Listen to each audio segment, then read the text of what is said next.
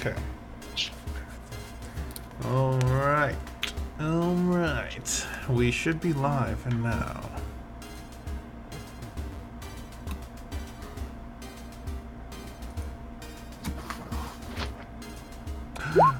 I pressed it again. I can't stop pressing it. Fuck. It's annoying. Okay, it's fine. Whatever. Wait, for the alpha group, are you calling the other group the beta group? No, they're Bravo. Oh, okay. I'm not demeaning anyone by calling anyone beta. Come on. Who's the Omega group? None, because I only have two groups. Who's the bottoms of the group? Who's the Charlie group? What is it? Alpha, Bravo, Charlie, Delta, Echo, The Delta, Echo, Foxtrot, Or the bottoms of the groups? G. What the fuck is G? Golf. Golf, yeah. Golf. Goldie. Alright. And we're pushing.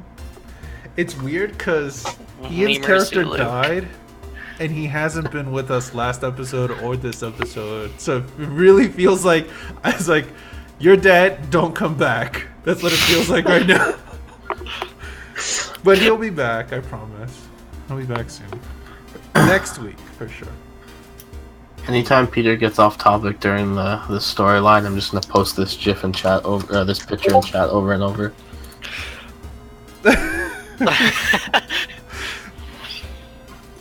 Alright, well, we I got called live. a Winder Licker the other day. Window licker? A Winder Licker. A what? Winder A licker? Winder Licker. Wow, how rude. I know, right? Yeah. Damn fine words out here. A Winder Licker? A Winder Licker. Not a window licker, a Winder Licker. I'm so sorry, dude. Alright, well, I don't even know where to start, because I'm not even focused today. I'm kind of like, my mind's all over the place, but we're live, and we're questionable role models. Alpha group. Well, Bravo group's gonna happen this Sunday. Best group. Well, if you say so. If you must. Amazing. Amazing group. Role Models International. Yes. Oh wait, shit. The titles were Group doing wrong. it wrong. Fuck. That's what I didn't do. So, while I'm fixing stuff, if you guys don't mind, please introducing yourselves and your characters like we do every session. Good evening, ladies and gentlemen. My name is Duke, and I play Furnace Cinder, a Fire Genasi card master with a gambler archetype. And he's a little hot-headed, but he sure does love his friends. He's usually seen wearing Aladdin clothes if he's not wearing his armor. He misses Michelle. Moving on. But that photo looks like you're a reporter. You're just holding it right. You just have it like, you know. And for more on our characters, here's Tristan.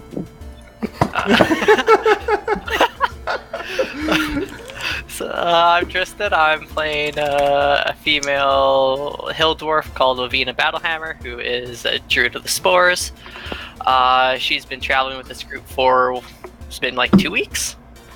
Week and a bit? I think so. It's been about 2 weeks, I think. Yeah. I have Which no isn't idea. long. Yeah. Yeah, she's been hanging out with this group recently just because of a certain job. Yeah. Yeah. She's also covered in mushrooms, but yeah. Yeah, you have mushroom kind of growing in places that's visible, which most people find that they find that weird. All right, let's see. Now back to me with the weather. Yes. Hi, I'm Dylan. I'm playing Lost in Landrick. Gnome Artificer, Rock Gnome Artificer, with my handy dandy robot Arrington. He's not handy nor dandy, but he helps. I have a gun and a soiled sheet in my pocket. A soiled sheet. Now back to Alexis with sports. Thanks, Dylan. I'm here today with Henri, the Asimar sorceress, who has lost 2 best friends this campaign alone, and her new best friend is Remy. Oh my god. I forgot, it just kind of went down the line, so we know who's gonna die next. Basically. Michelle will live forever. Yeah.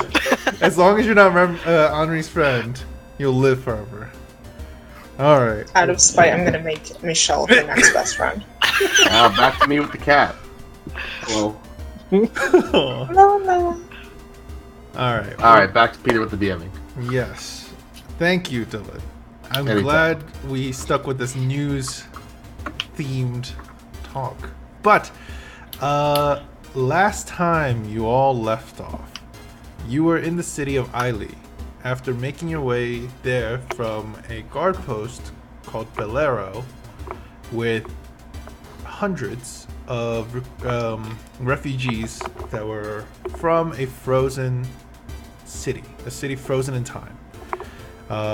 You unintentionally started the time again in the city, and during the kind of apocalyptic scenario there where demons were pouring out of a portal, you managed to escape with these refugees, make the Bolero, and notify the guards to help you take them to Siare. The guards started to take charge, asked you guys questions, and when you guys were in Eiley, you guys met with an Inquisitor from Siare itself, the capital of the country of Tethele. And she seemed to know a lot about your backgrounds already, calling you guys by your full names and stuff like that, but she still put you under the effects of a candle that made you guys tell the truth, and if you guys weren't cooperating, she tried to force you guys to cooperate using her magical means as well. You then were told to wait a couple days until ships from the navy that Siare has would come and pick you guys and as many of the refugees as possible, as they would want to bring them to the capital to try to help them out in some way or another. While waiting though, one NPC that you guys have met, a tiefling man, he seems to be a card master like Furnace, was taken away by Lathander's Light, a group of paladins and clerics that believe that the tieflings are the end, will be the end to all of civilization and humanity eventually, because everyone would be a tiefling from what they have found out. You guys didn't really have a way to stop them, and he wanted you guys to make sure at least the refugees that you guys rescued from that you guys kind of had with you weren't going to be taken away by them. So you looked after them. He gave you guys a magical pendant though, like a charm that can point in the direction to anything that you know the full and legitimate name of.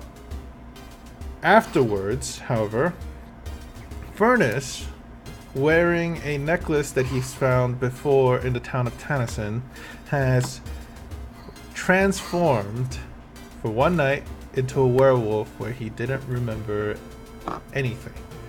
He ended up killing an innocent family and a guard, and by the time he woke up, he was in their house with none of his possessions. He was eventually found his way to the rest of his group, which helped him track down his stuff from his faint, splotchy memory, and now they know that he is cursed with lycanthropy due to this necklace.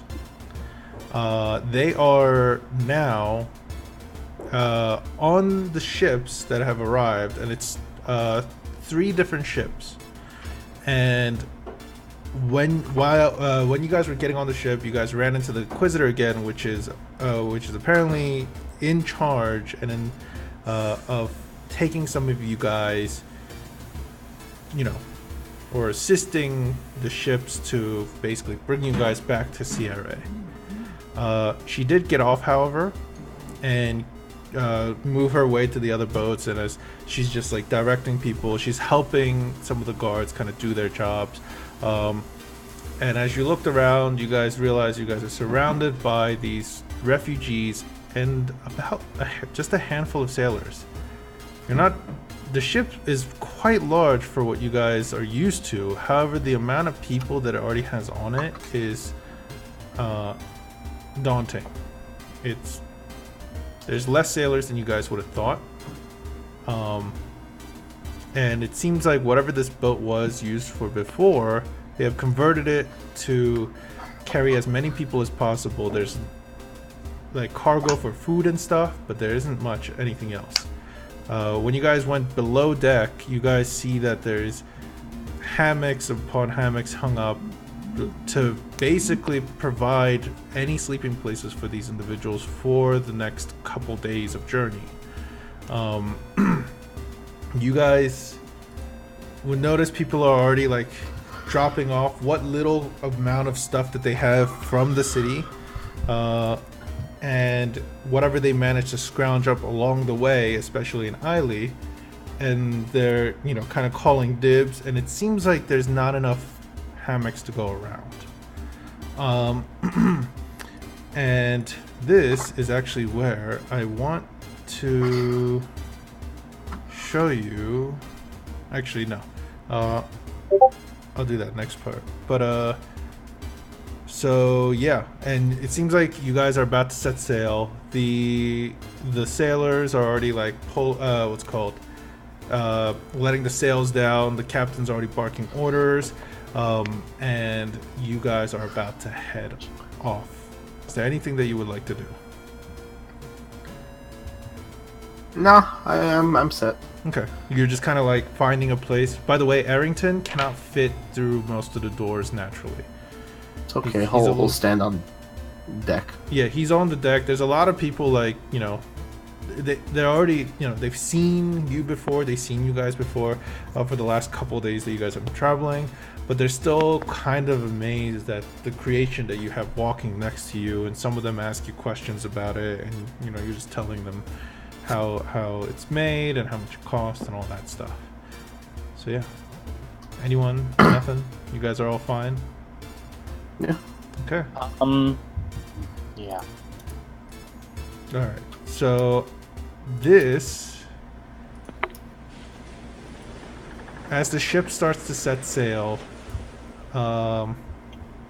you can see the vast ocean that's just kind of laid before you. You can see the coast starting to get smaller behind you as you feel the rush of wind. I have no idea what. Oh, there we go. Yeah, I was like, why don't I see anyone? All right. As you guys see the land getting smaller and smaller behind you all, you guys are reminded how vast the world kind of is. And yeah, you guys have full control. I'm gonna tell you right now, wherever you see the doors like that, that's a way to enter. If you walk yourself next to one of these doors and then tell me where you want to go, I'll move you on the map to kind of the room that you would be entering and stuff like that. So take it away. Wow, it sure is vast over here. Look at that vast ocean. So vast. Dylan, Elvina. I mean, that's how oceans work. I know, that word popped into my head. I don't know if I like the ocean, guys. Yeah, I definitely don't like the ocean. I remember what happened last time we were on it. Henri, we've never been on the ocean. You don't remember. You don't remember the horrors that I have seen. Like Michelle's naked ass. That's not a horror. Anyway. Only to you. By the way, most of the people have gone below deck, and when you guys look down through that hashed area, you guys can see them setting up, place. Actually, from where you can see that, yeah, you would be able to see like them setting up place to sleep and such like that right now.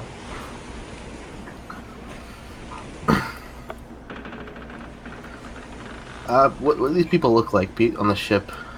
Anyone notable, like maybe armored or looks fancy or something that stands out? The ones that you see, yeah, those people, they're the sailors, they're the guards. You can see the mark of they're technically Crown's Guard, but they're like, you know, the naval units of them. The captain is behind the wheel right now. He's way down here, as you guys can see him.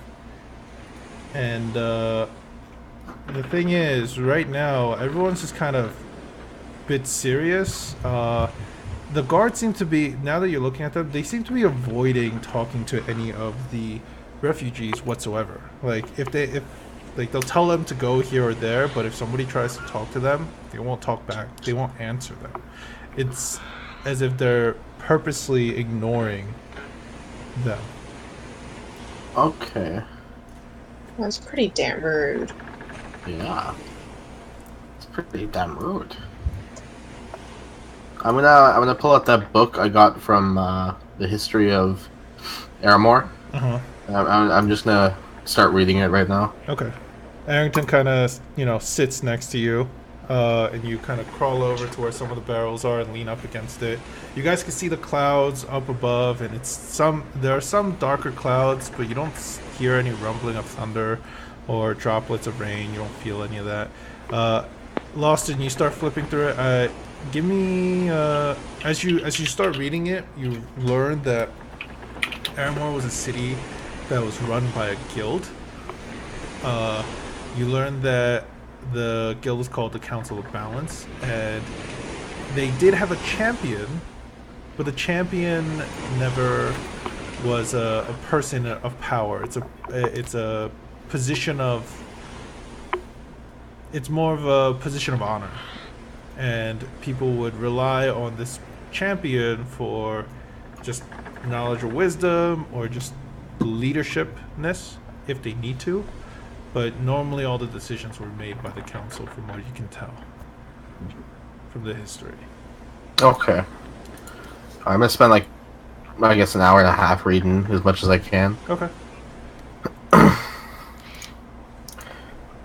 By the way, it is in the later afternoons. The sun is starting to set. You guys set sail basically after everyone got on. The boats left all together. In front of you, you could see quite a bit away, maybe like 300, 400, 500 feet away. You can see the other ship in front of you, one behind you, about the same distance. But now there's no land to be seen anywhere from where you guys are at. Okay. Just letting you know, the doors are like these doors. Those are places into different areas, like this one right here, and even like down here. Sorry, it should be very bright right now. I'm just gonna change that. So yeah. Hey, you are free to explore. This is your time to just kind of explore and do your thing. Alright. No one's doing anything for an hour and a half, and I'm gonna finish reading and... Loston, that door is actually locked. And when a guard sees you doing that, he's like, "That's our quarters." Oh, sorry. I was told I was free to explore. My bad. Let's just check out this room over here. Okay. Sorry, I have to do it this way because it's very, as you, actually, that room, there's a small window in it. You realize it's locked. The window's a little too high for you, but you kind of bring over something and look into it, and you can see it's a well-furnished room, with, here, this is what it looks like. You're not technically in it, but it's like a small, well-furnished room, but there's no one in it. Okay. But yeah. Man, there's not much exploration on this ship. Everything's locked. Hey, guard, what room is this? By the way, He says that's for any royalty. We don't allow people to stay there. It's a small enough room that not many people could probably fit there anyways. You're allowed to explore. There's plenty of other places. The other doors, by the way, like the ones that you see that are right of the ones that you decided to choose, Dylan, they're separate doors that lead to different places. Oh, they're not double doors. The doorknobs would be facing each other if it was double door. I'll just head to this door and let someone else do something. Okay. You are... Arrington. Buddy. Austin, how sturdy is Arrington in standing? He's like 30,000 gold sturdy. Arrington, can you pick me up? Just hold me for a little while, buddy. Beep. Beep boop. Arrington kind of picks you up and holds on to you. The ship starts to, rock a little more and more as it seems like the weather's getting a little bit worse. It's not really bad, but the wind's definitely picking up right now. Lawston, this is what you see. It's a smaller place in the front part of the ship. You can see there's hammocks that are just kind of hung all over the place for people to relax, and they're already kind of setting up shop. How many hours do we have before nighttime? From nighttime, maybe like 4. Okay. Till the sun's definitely gonna set, Okay. Maybe, so 3 hours before it sets, because I said it was afternoon. Yeah. The next hour or two, I'm just gonna turn into a dolphin and enjoy the water. Okay. As I've not really done that before. Okay. You're used to turning into different woodland creatures, but this, you decide to try to take an aquatic form, and you think of a dolphin. As you dive in, your form starts to change. One of the guards kind of looks surprised as you dive over and rush over to the side and is about to scream, man overboard, but realizes your shift forming change. You splash into the water and just kind of follow alongside. And I like to imagine that as I return in, I realize I don't know how a dolphin works, and I'm trying to use my fins as like arms. So I'm just kind of like flailing there. I'm like, wait, this isn't how it works. And give me a survival check real quick.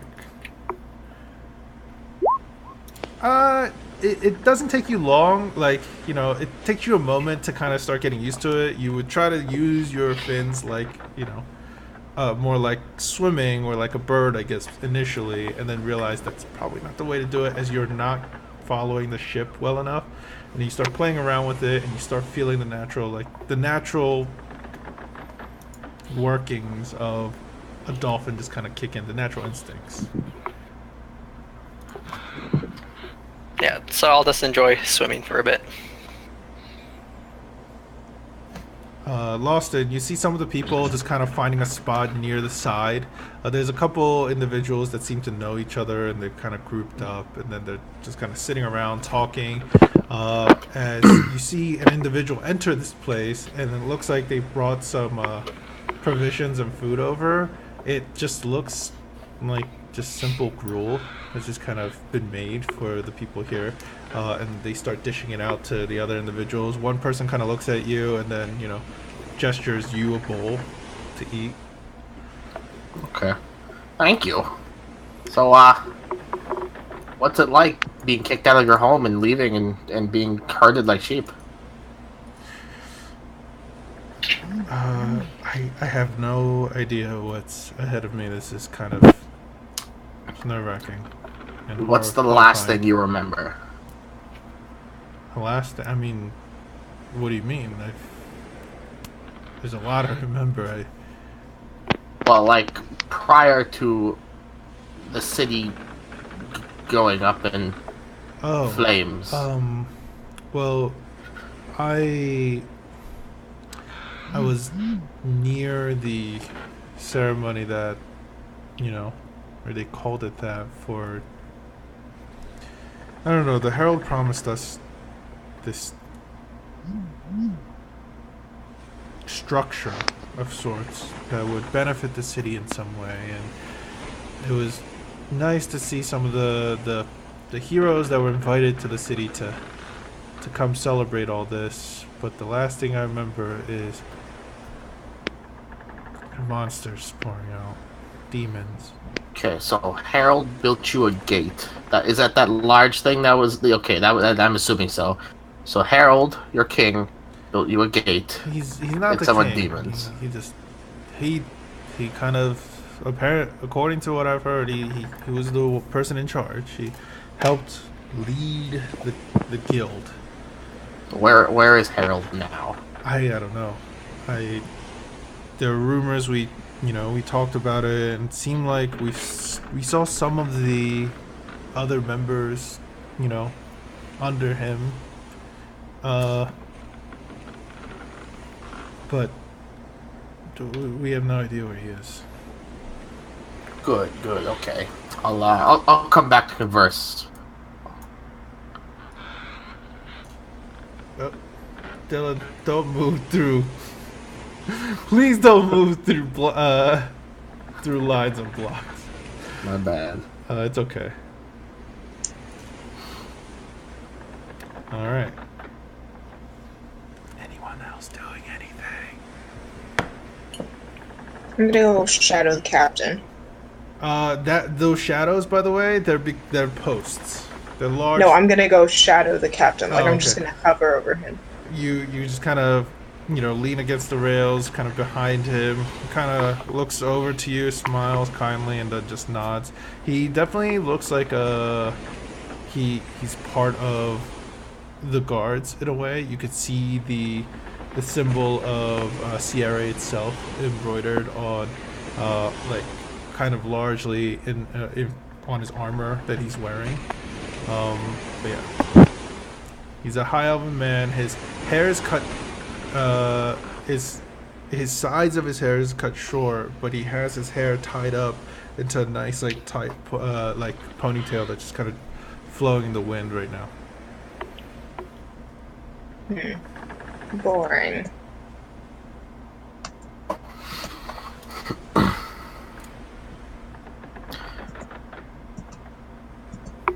Alright.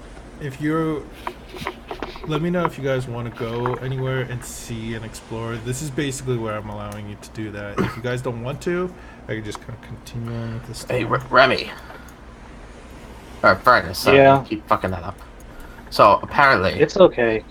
I was talking to some of the homeless people. There was a guy named Harold. He built that big gate thing those demons were coming out of. He was their king or something. And, yeah, that's about it. That's all the information I got. I probably should have asked more questions. But we gotta find someone named Harold and do him justice. Henri, just letting you know, what you see there, that's an overhang. It's kind of like a larger upper part, but that's an overhang, and the brown line is the wall, and then the door is there to a different place. I want to go in. The door is locked. I want to knock on the door. There's no response, but the captain kind of turns around and goes, "That's my quarters. Please stay away from there." The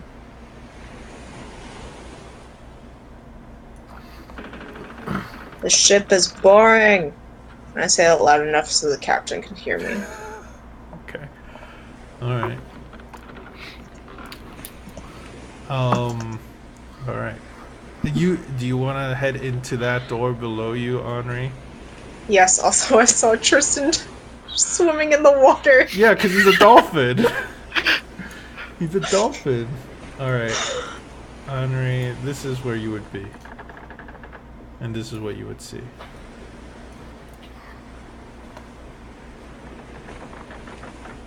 Oh, okay. I don't know if I like this. Like, doing the layers, because I can't do it the other way. It just doesn't look good.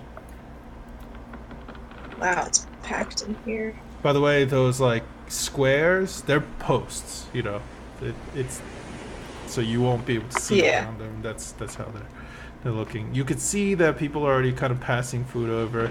Many of these individuals seem to be finishing up and helping clean up, and you realize they're all refugees. They're just kind of taking care of themselves right now. How's it going? How's the day? Okay, Aaron. Put me down, bud. Some of you, like a few of them, kind of thank you for what you did, helping them get across.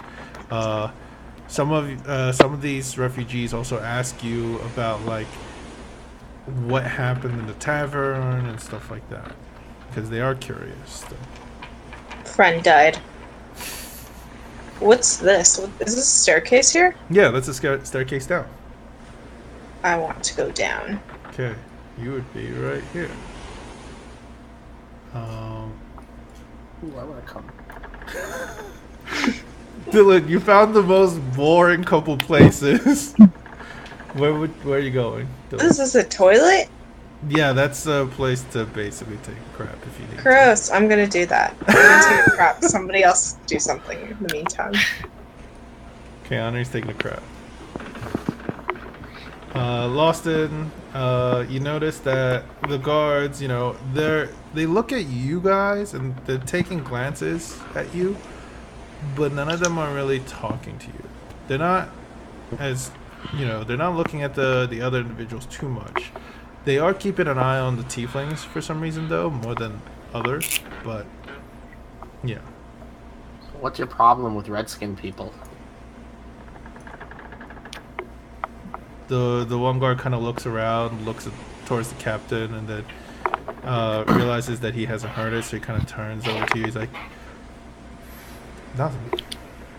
Told to keep an eye on them as well. Yeah, but like, I've been jotting down notes. You look at that guy down there, you know, that guy right there, like at least 13 times. And then your buddy here, 5. This guy down here is still looking at him right now, see? Right there. Oh, well, there's some tension in this city, and we're just told to keep our eyes out. That's it. What kind of tension? Back tension? I don't know, but I can't be caught talking to you, so I'm sorry. Alright, you know, keep your prejudices over there. Hey there, fella. I noticed that guard up there checking you out. I didn't want to, you know, spoil any fun for you, but what's up with that? Oh, I have no idea, but there was that one, he was a human fellow. I don't see him around. I haven't seen him around the last day, but he said something about people now don't like our kind. I mean, we hit our features when we were in the last city, but I mean, we're out of that sea now, I guess. So I wanted to... What human fellow? What are you talking about? What's he look like? He looked a little ragged. He had a scruff, slightly tan-skinned, maybe like in his mid-30s. From his description, you're putting together, it was probably the look that what's it called, Zara imaged up for himself. You know, that when he did the disguise self and kind of told you that it was him, you realized it was a human-looking person. Right. Well, if you get into any trouble, come find me. I got your back. Well, I've heard some of the stuff you have done. I kind of got to that last guard place late, but I learned that you guys helped some of the people here, you know. As many as we could. Well, thanks. Thank you. Not a problem, buddy. And if somebody bullies you, if he looks at you the wrong way, right? See that big metal thing up there holding that big medium-sized red guy? He's not dangerous, is he? Only for you. Shh. Only for you. Wait, sorry. I saw Tristan's character just kind of moving in and then speeding away. No, he's on our side. Hey. If you need help, just call us. Well, yeah, of course. Thank you. Loston, nice to meet you. Loston. These are my Lost Boys. Lost Boys? Yeah. Like, it rolls off the tongue. I mean, yeah, it does. Alright, that's one. See ya. So go back wow. to telling Remy about Harold. Okay. By the way, this guy followed us and cheered us and subscribed to us. So, you know, thank you. It was 100. That was pretty amazing. Either way, he did introduce himself as you were leaving. He's like, the name is Karthos. Thanks. As he kind of waves over to you. He eventually, you see him head in as it seems like it's gotten a little too cold for him. What the hell? That's a lot of cheers. That is a lot of cheers. Either way, I need to know what else you guys are doing within the next hour. I would highly suggest, you know, if you want, you guys could get used to this place, look around, and tell me what you're doing. I don't know if it's the correct term, but are there, was it portholes on the side of the ship? There are not really. I mean, there's a couple.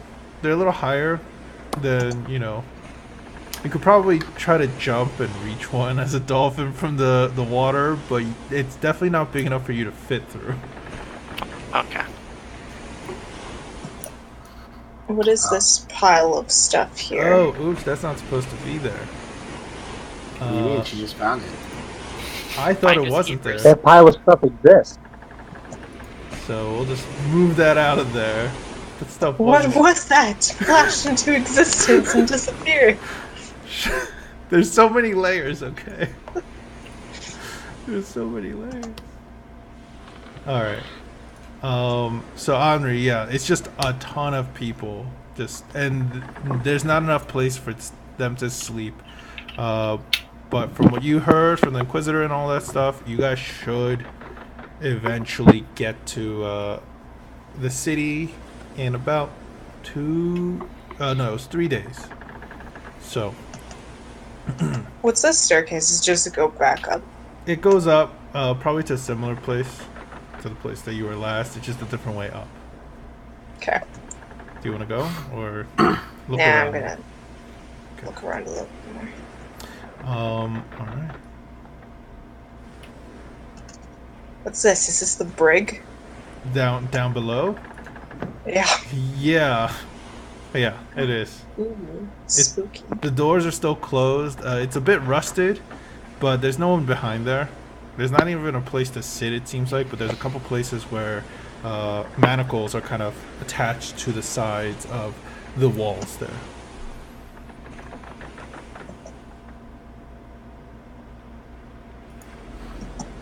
Okay.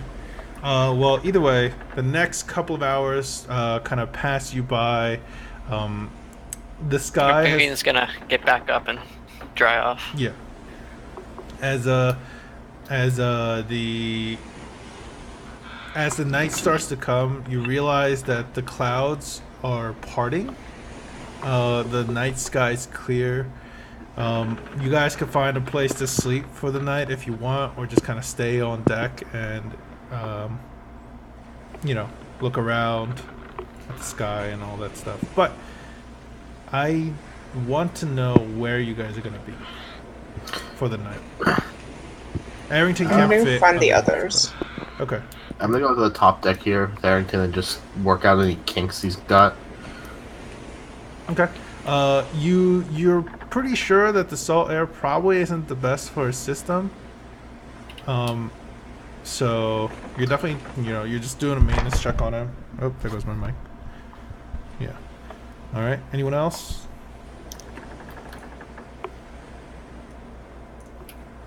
For the night, Mhm. I'd probably like to go lodge and with everybody else down below. Okay. Furnace, you head down below. Those doors, you could go there to try to find a place to sleep, but if you do, you'll be in here. So. So I think it is. Oh, no, Not there? I want to be with the people. Okay. No. Like actually below. Got it. Yeah. Okay.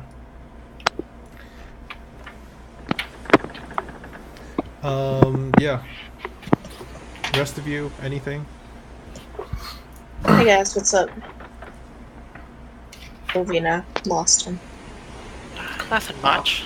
Had a good swim. The sea's too salty. That's what makes it the sea. Yeah, but Arrington's all rusty now. Look at that.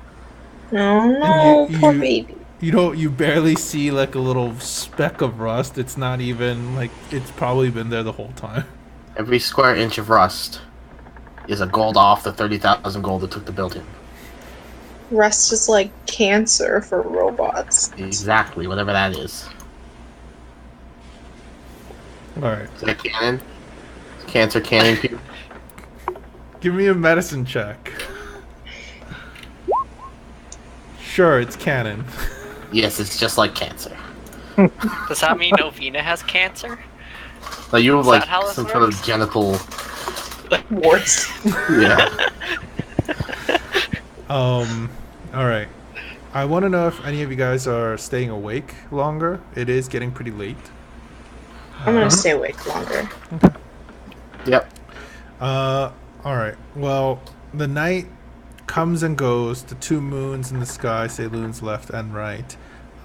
You guys can see clearly during the day. The moons look quite full. The main one, Saloon's right, looks definitely almost full. But nothing really happens. It's quite clear and nice.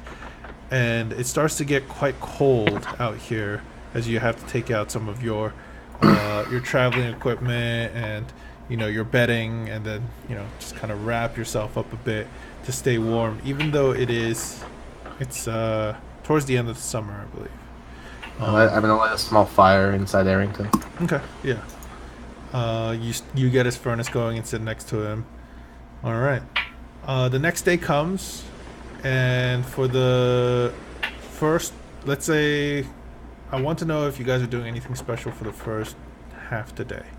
Maybe even, yeah. Late afternoon, probably. Is there anything special you're doing? With my alchemist supplies, I'm gonna try to make some poison berry jelly or something like that. Oh yeah, those poisonous berries that you're trying to make into a coating for your bullets. You're not sure if it'll work, but. And then every so often, I'm gonna talk to my ring in Gnomish, Primordial, and Common to see if a Hardy will answer me. Gnomish, Primordial, Common. Okay. What kind of primordial? There are 4 different kinds of primordial. Oh, and I should probably specify. Yeah, and it depends. Well, I talked to Furnace in Primordial, so I'll just say Ignan. Yeah, Ignan. Okay. Yeah. You kind of whisper to your ring. You hear nothing back. You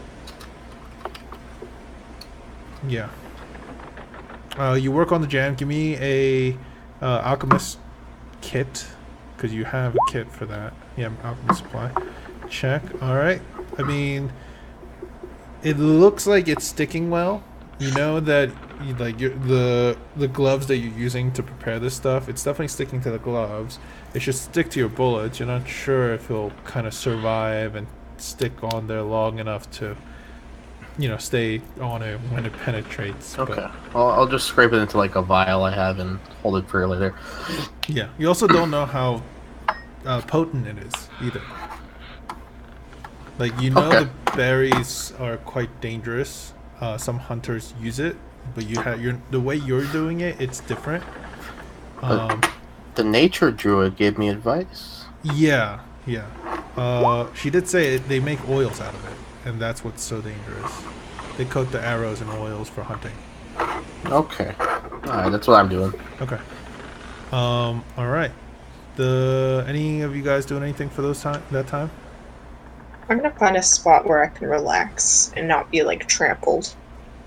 The place that's the least packed is up on the deck. Many of the people, I feel, like refugees, are finding comfort just kind of being together right now, just because of what they've been through. Okay, I'm just gonna hang out on the deck then. Okay. Furnace, are you still staying down there for most of the day? I'm gonna be down here until I wake up. Okay. Hold on. I'm muted. Okay, so, I'd like to give sort of presidential meet and greet and just sort of go around and say, hello, Okay. you're okay? Okay. And you're doing okay? Okay. And, so on and so forth. Okay. I'd like to stop longer for the tieflings, if I may. Give me a persuasion check, just to, I just want to see how much of a nice presence you are for all of them.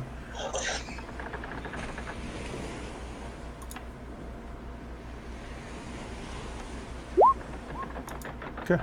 Yeah, like, it's definitely helped the morale there, they start asking you questions here or there, just short ones, like some of them don't actually know what you are. You don't see any Ganassi. You didn't really see any Ganassi in Aramor when you were there, and it kind of makes sense. And they some of them try to ask you in the most politest way possible. But yeah, Ovina, are you doing anything? Henri's just kind of relaxing.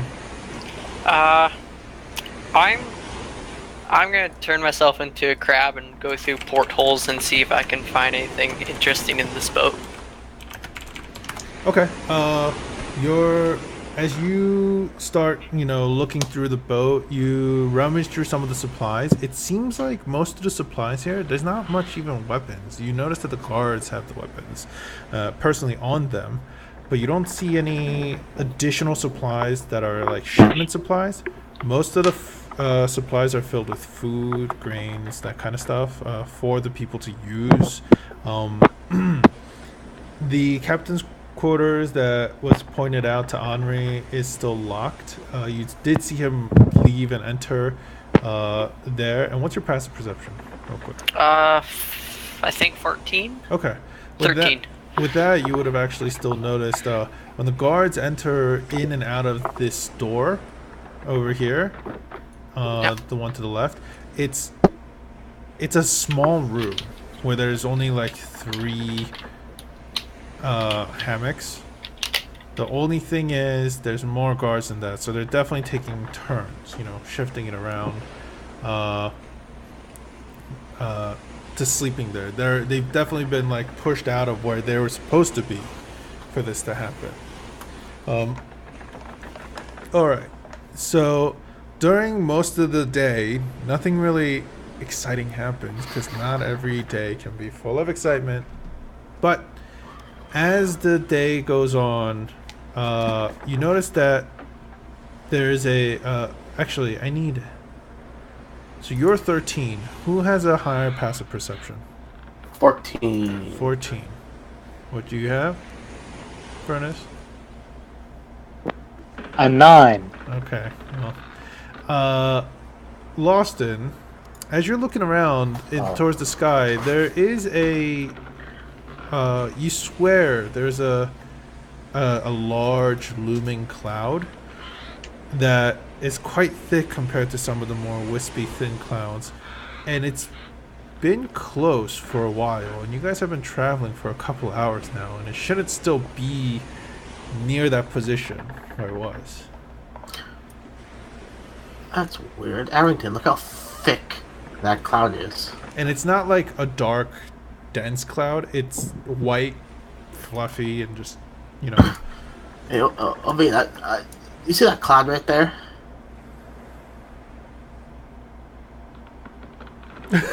Tristan. Alright. Hey, No, sorry, I zoned out. Obino was just staring, like, into nothing, into the void. Yeah, exactly, that cloud. I pretty much revert from a crab, and I'm just kind of thinking like a crab. I'm like, it's not much to do here. Sorry, what? Talking? My bad. That cloud up there, it's pretty... I don't know, I swear I saw it when we boarded the boat. Definitely you didn't see it. You saw it this morning. I mean, that's how clouds work. They just sit up in the sky. We've traveled a great distance, and it's still relatively overhead. I understand how nature works. That's not... Come on. What do you want me to do? I don't know, they're just weird, right? Clouds don't usually follow you. Maybe we're going the same speed as the cloud. No, we're not. We're clearly not. By the way, Well, we clearly are if we are. The distance between the ships in front of you and behind you have gotten a little longer too. You can still see them; they're within vision, but it's not like they're as close as they were the night before. Maybe someone's just bringing bad omen with them. Why are you like this? Who raised you? My mother. That well. That was kind of a terrible question. Who raised you? Your mother? I'm already gone. Hey, Karthos, you see that cloud up there? Yes. Why? Sorry to bother you. You haven't moved since yesterday, but They have. I can't. If I can program in how to move them just periodically without individually controlling them, I so fucking would program that in. However, Roll20 has limitations, so. Right. Sorry. Now, that cloud was in the exact same spot yesterday, and we've traveled a fair bit of distance.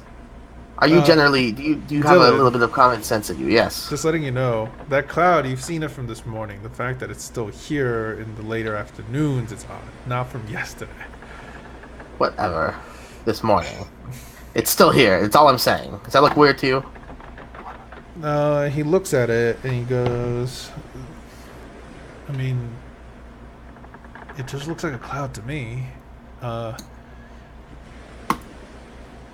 know what, Karthos? You know what? Do better next time. Hey, guard, real quick. I have some weaponry. It's made of metal. Am I alright to test fire it? Like away from the boat? He kind of looks at you, looks at what you're holding, and he says, you know, they don't allow that in the city, but out here, it's fine.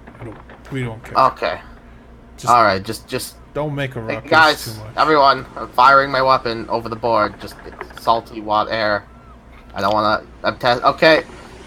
I'm going to shoot the cloud. You shoot the cloud? I mean, I'm probably not going to reach it, but it's 500 feet. Yeah, so you aim towards the quite large cloud up in the sky.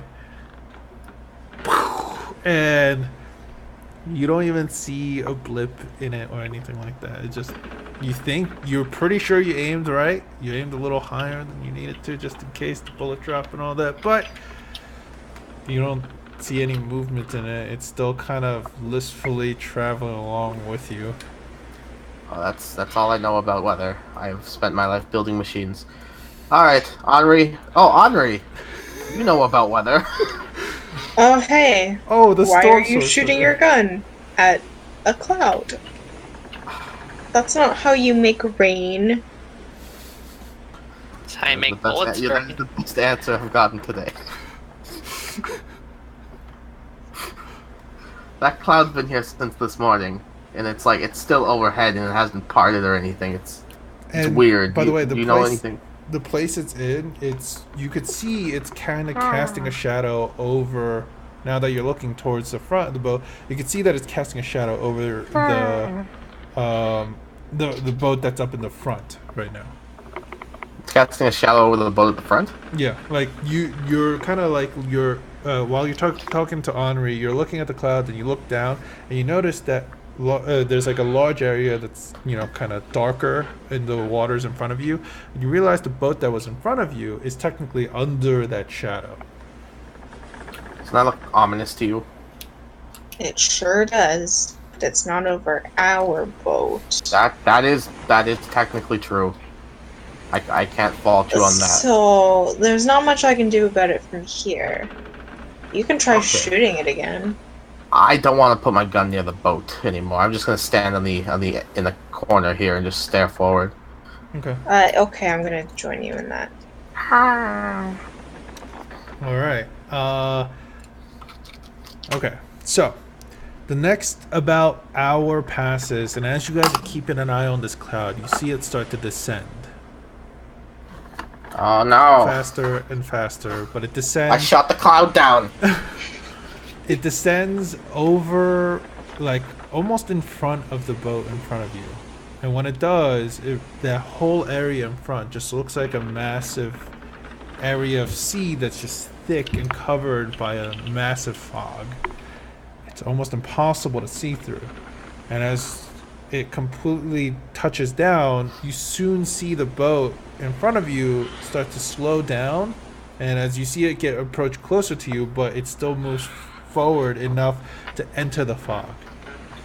The captain starts ordering, barking orders, and some of the crew members start to pull up some of the sails. Your ship starts to slow. They seem to be taking some precautions, just going in because they can't see, so they're slowing down. Okay.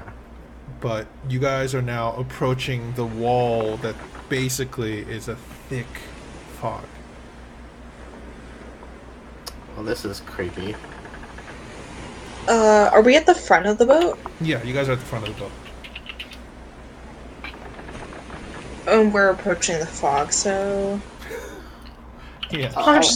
I'm just gonna cast a warding wind. Okay. You cast Warding Wind. Yeah, I'm gonna need to move him back. What is the radius on it? 1 second. Whoops. Why can't I do this? At the bow. 10-foot radius around me. Okay. Sorry, I have to refresh something because my pages aren't working for some reason. You said 10-foot radius around you? Mm-hmm. You start gesturing your hands, and all of a sudden the wind starts picking up around you and circling faster and faster. Lost it, and almost catch you off guard for a moment, but you're small enough that it wouldn't really matter. No, it wouldn't matter. As the spell would just kind of appear over you two, as you could barely hear anything, Austin, right now, because the winds are kind of being pushed around. Good idea. In this area. But it's a 10-foot radius, you said.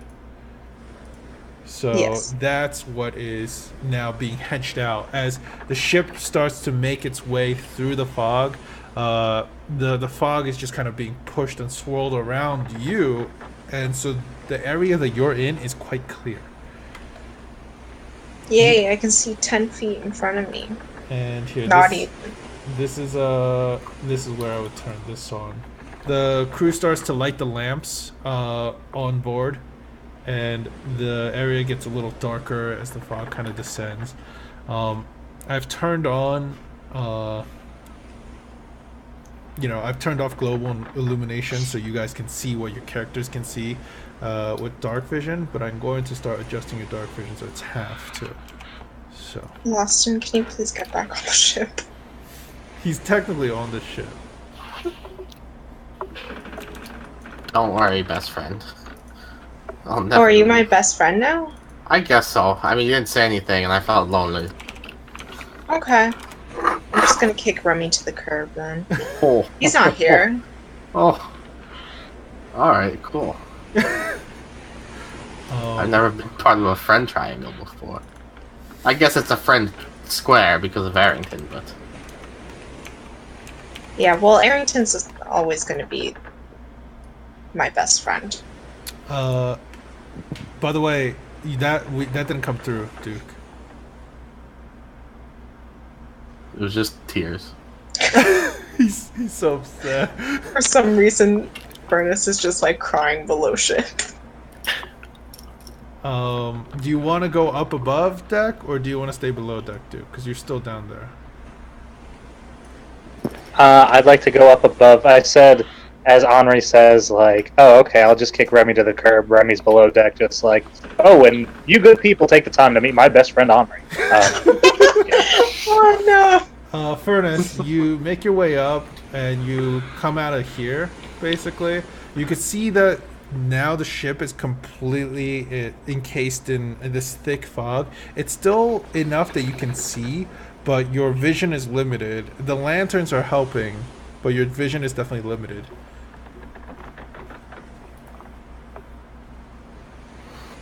What's going on up here? Arrington, where's Master Lawston? I mean, Arrington kind of lifts up his arm and points towards Lawston, like, huddled up next to Henri. Beep. Oh, Remy, I didn't see you there. Oh, my other dearest best friend. All right. What's going on? Furnace, as you come up Fog just kind of came. to ask what's going on, the sun is starting to set also now at this point, so it's definitely getting darker. And as you realize this, Lawston, you're the other one that notices, but when you look up, there's a looming shadow up above you. And it is large.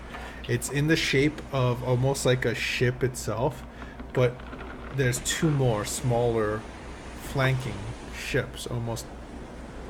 And the shadow is just above you, and it's this large looming. Guard, I think we're being attacked. As you say that, I need all of you to roll initiative. Alright.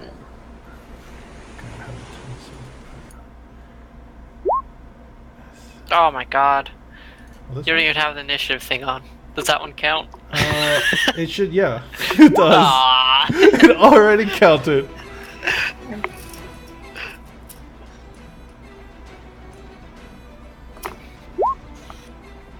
Okay. Oh, what poor initiative. Oh my god, you guys are garbage at rolling today. Alright, well, good to know. I won't hold any punches then. Time to get bombarded. Something like that. Alright, so, give me a moment while I set up a little bit here.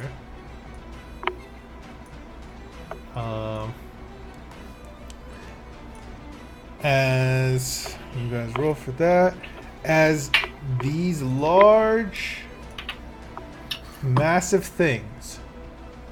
Wait, shit, I gotta click everywhere. Oh my god. As you hear a rush of chains jingling, you hear 3 large impacts. As you turn to look, 3 massive anchors have fallen. And let's make this visible. And those are the impact points. None of you guys are technically in it. It's good, but I'm gonna quickly mark off those who would have died. Just want to roll for the damage. That's really high. Okay. I'm just gonna mark off everyone that dies. Okay. Dude, that gnome got crushed. And the captain. Ripperino. Okay, the captain. Let's see if he makes I the am save. the captain. Oh, he does not make the save, so he dies. Shit. Okay. Oh no.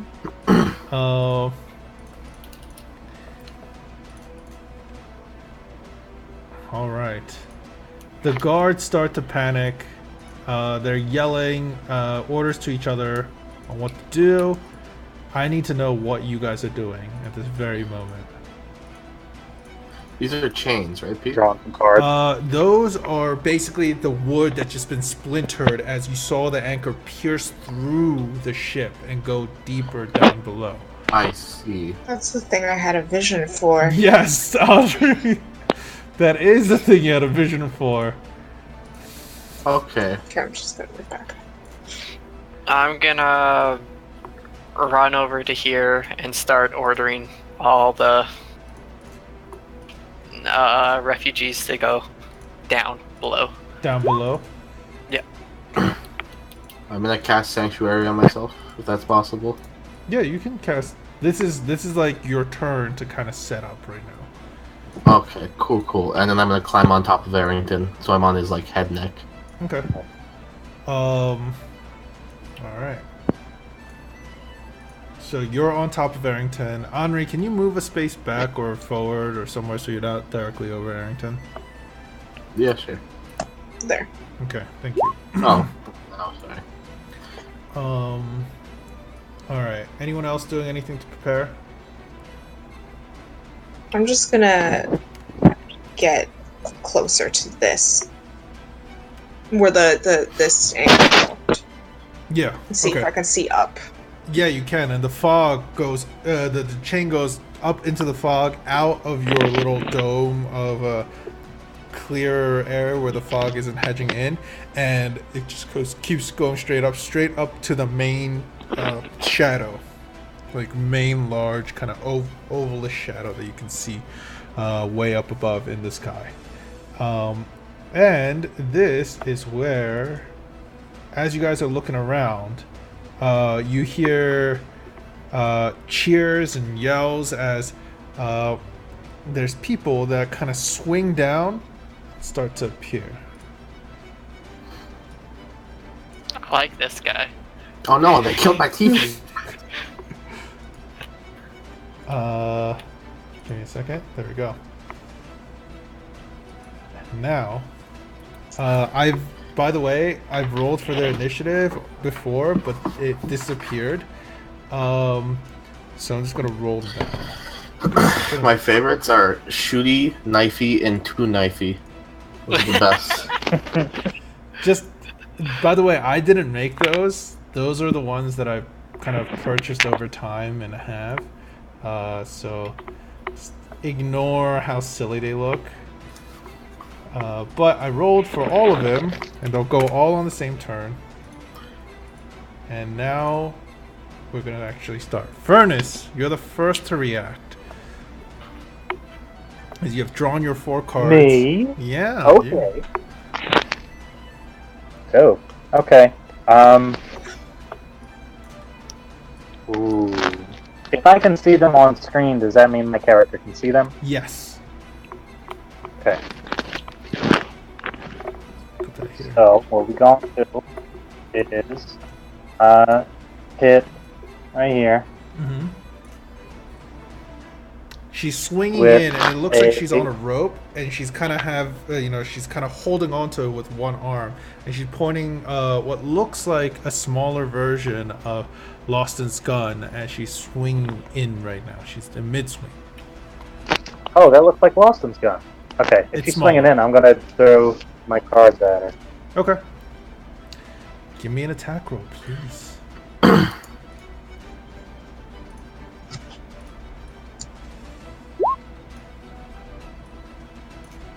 All right. Remember to do all your attack rolls all at once. Do I have another one? Yeah, remember your card throw. You throw. Oh no. Okay, never mind. I didn't see 2. Okay. The second one hits. So the first one kind of disappears into the fog, into the mist, but the second one, it finds its purchase in this person. She looks kind of dwarvish from what you can tell, but it lands, and then you see it turn poisonous. It turns green, and she takes 6 points of poison damage. Ooh. All right. Okay. Loston, it's your turn. Alright, I kind of look over. Oh my. You know Mike's bigger, right? Oh my god. All right. So that hits. You're doing now. That is 15 points. She actually 16 points. You hit her. The impact, she loses grip as she falls into the water, and you hear a splash. So she is actually just. I'm gonna move her over to that layer. Cool. She disappears into the murky depths below. Now it's the pirates. Nice job, Remy. That was all you. Now it's the pirates' turn. They're gonna swing in. I'm just gonna move them first and then do the attack.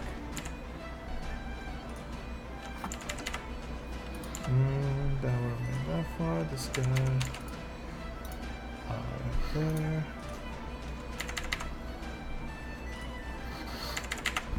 Okay. I'm just gonna do this by hand.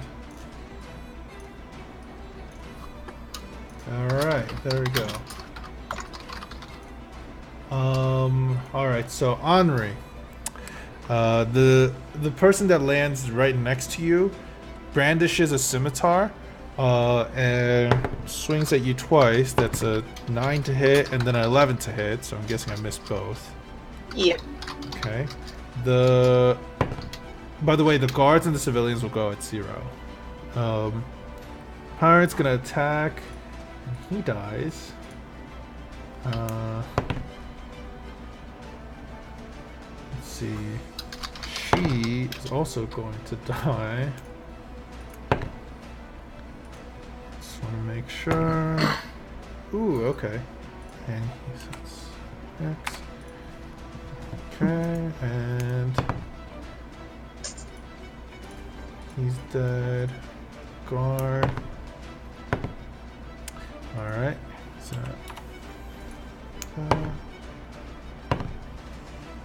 she's dead. No, he's dead. And the pirate that is right over here, he's going to point what looks like a wide-rimmed barreled gun and point it in the direction of you all. Actually, no, she can't do it. Fuck it, she's not going to do that. She's going to take a flintlock pistol and shoot at Henri with disadvantage because she's shooting through the wind. It's cocked. Does a 16 hit you, Henri? Yep. Okay. You're going to take 6 points of piercing damage as a shot rings out that you kind of hear within this whirling wind that you're in, and you feel something rip through your upper shoulder.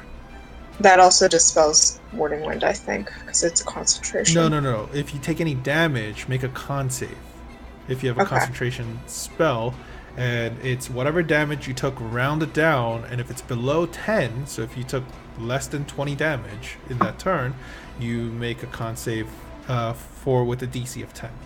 If it's above 10, the damage rounded down after dividing by half. If it's above 10, the DC is whatever that is. So make a con save. Those are a bunch of words. You fail, and the wind stops. That's all I need to know. Alright, I'll just ask you for stuff next time. It's fine. No need to describe rules in this game. Alright, let's see. Henri, it's your turn now. Your concentration kind of drops as you instantly go to clutch at the injury in your shoulder.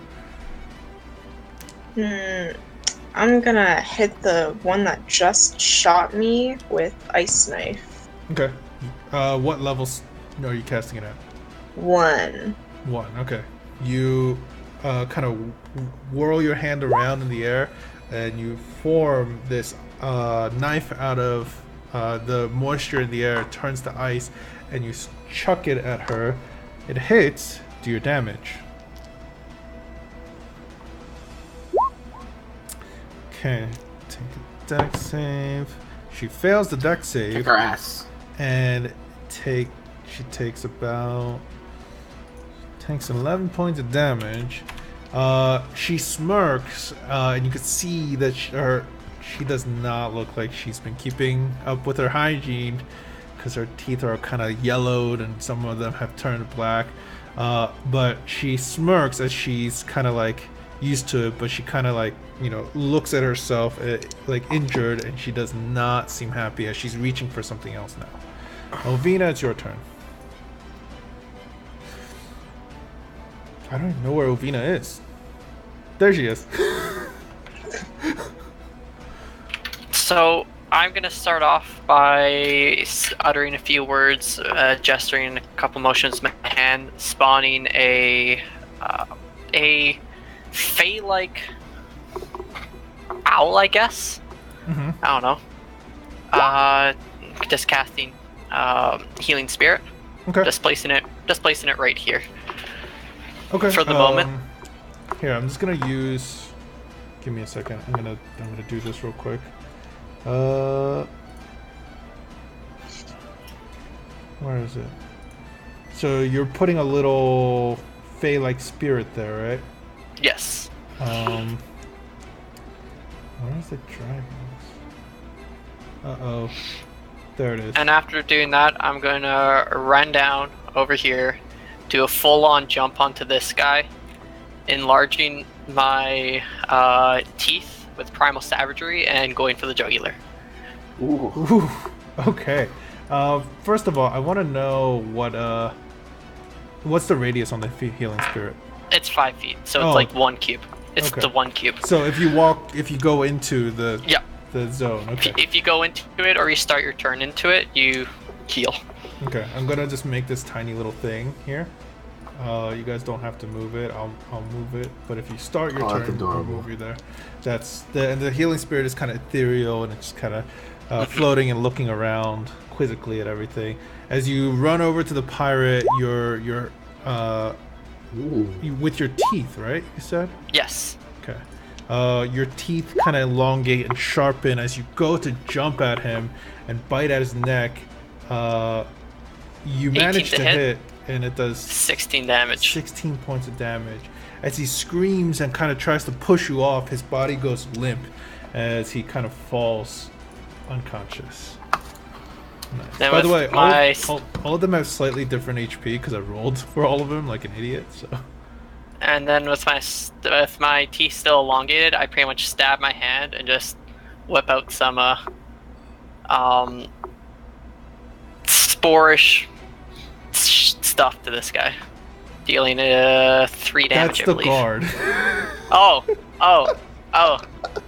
I'm so sorry. Oops, I'm so sorry. I'm so sorry. As it's kind of taken as you just kind of got lost for a moment in the bloodlust, you spin around quickly thinking that it's another enemy, and you kind of whip your hand out, and when you do and you realize it's too late, some of the spores kind of land on him. As he starts to brush it off, you can see 6 damage. Oh my god, he does not. I'm so sorry. I'm so sorry.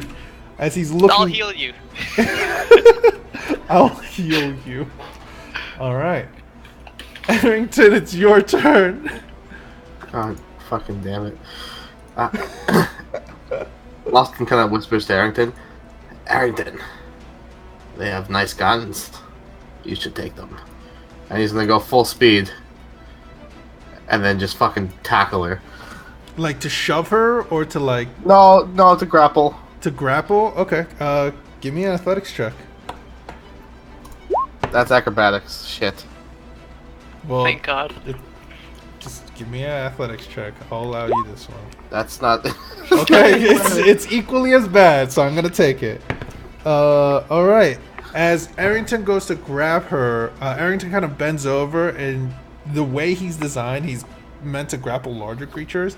As he kind of bends over, and he's a bit top heavy, and the dwarf kind of slides between underneath the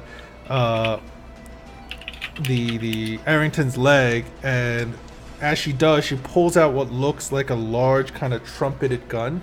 As she's kind of left the flintlock on the ground as she pulled this out, and she's aiming it towards all of you now. Oh no. Okay. That was his turn, right? Yeah. Okay. Furnace, it's your turn. Alright, back to the fireman. Okay. Let's fortune raise this bitch. Who? Okay. You pull one of your cards out, cast it in the air, and it turns into 3 orbs of fire, or technically it'd be 5 orbs, right? What level are you casting it at? I know it's automatically cast at a high level. At 4th level or 5th level? No, what level? Yeah, I think it's 4th level. It's 4th level, yeah. So, at 4th level, I believe it is cast with how many damaging things? I'm just gonna look it up real quick. Would it be 5? No, I think it'd be more than 5. It'd be like 7. You do pretty hard-hitting damage. Remember that. 2d6 fire per hit, and so you make, and then 3rd level or higher, you create 1 additional ray for each. Oh, so technically you only create 5. Yeah, never mind. That's 5 rays right now. So 2 more attacks of Scorching Ray, unless you want to use those to target others. That's so many nat ones so far. Yeah, that's a lot of nat ones that you guys rolled. All right, let's just aim all of this fucker. Okay, you hit with 1, 2, 3, 4 of them. So do 4 damage rolls of Scorching Ray. That is Ripperino. That's 8d6. That's strong as a fireball. Yep. That's a single target fireball right there. Yeah. Okay, yeah. As you riddle him with holes that, like, by the time you're done with it, and the fire has just kind of left from your hands and streaked through him, he has 4 gaping holes, literally just burned through him, and he falls face down, dead. Nice. Lost it. It's your turn. Right. I guess I'll jump off Errington.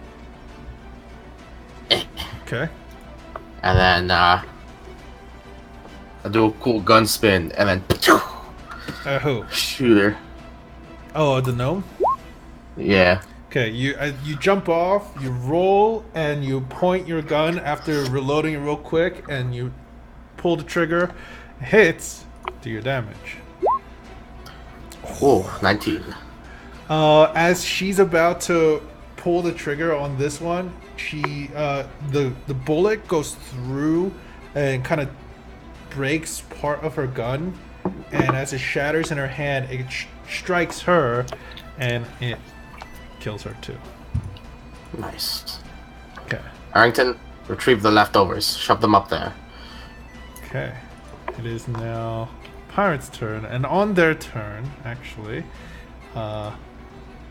you see what looks like. See what looks like 2 large forms of mass appear out of the water. They're roiling masses of water that appear. Why does this seem eerily familiar? Because you guys fought water elementals before. Hey, in character, Peter. I don't have a character. Exactly. So stay out of it. His character is just God. Let him be God. Give me a second. I just need to prepare the stats. I have way too many windows open that I'm streaming this and all that. Okay, there we go. Okay. And the pirates. You know what? I'm just gonna start removing some of these dead people, if that's okay with you guys.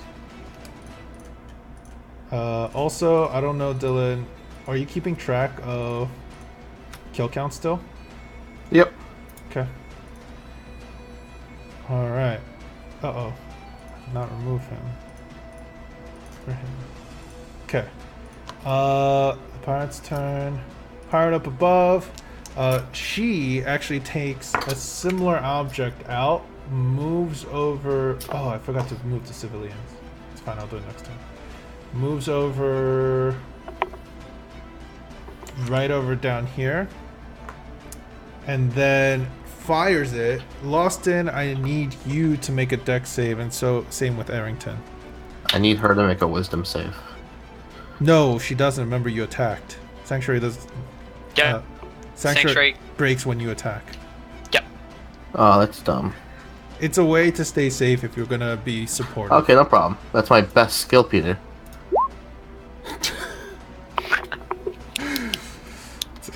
It's a whopping 4. I need Errington to make the same thing, please. Oh, Errington as well, sorry. How far away is she from Errington? She's 5 feet away. She's 5 feet away. Cool. Reaction attack. Okay. From Errington.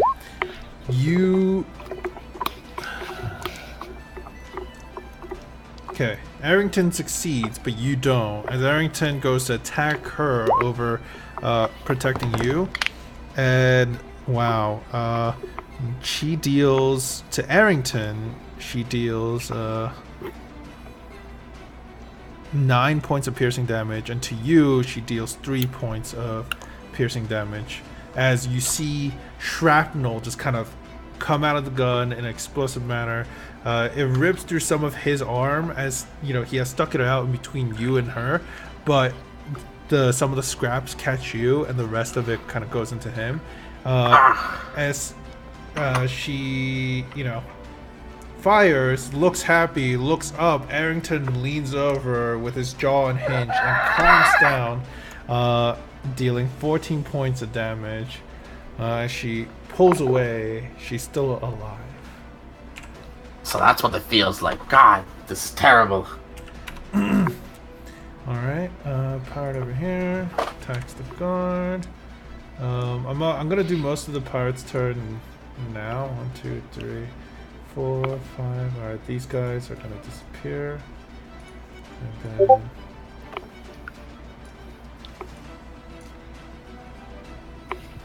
here.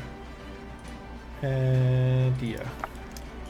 Okay, so gonna roll. You see the guards kind of putting up a fight, but they're being outnumbered. You guys could also see additional rope coming down from above through the fog, so there's probably more of them coming. But as you're attacking this guy, this guard dies. This guard dies. And this guard dies.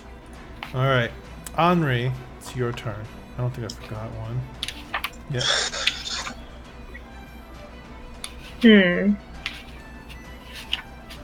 I'm going to move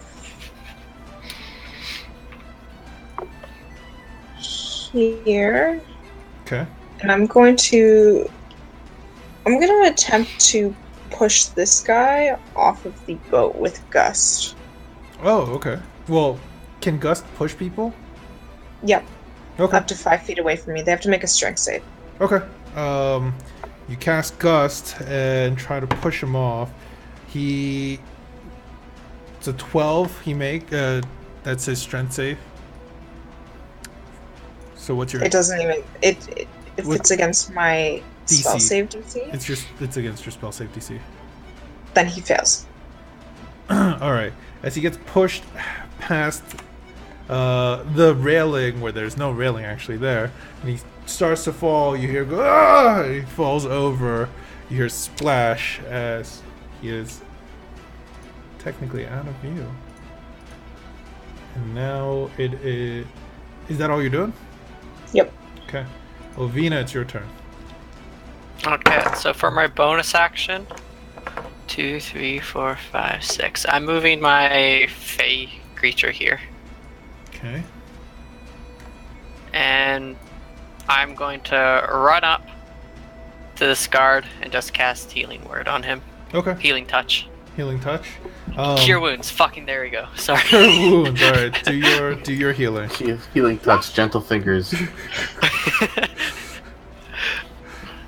I'm gonna cast heal on him. Wait, no, that's the really high level spell. Fuck that. All right. So you see his eyes kind of flutter awake as he's looking around. He coughs up a bit of blood, and you can see the wound on his side was from like a blade that's kind of cut, given a good gash in it, but it's healed and mended together already. But you could see that the armor has been damaged quite a lot. Get any civilians to safety. Just get out of here. He gives you a nod, and then now it's Arrington's turn. Alright. Arrington is going to back up and then run back and past. Okay, give me... Strength save? Yeah, it's a strength save from her, and then you get it's an athletic for you, right?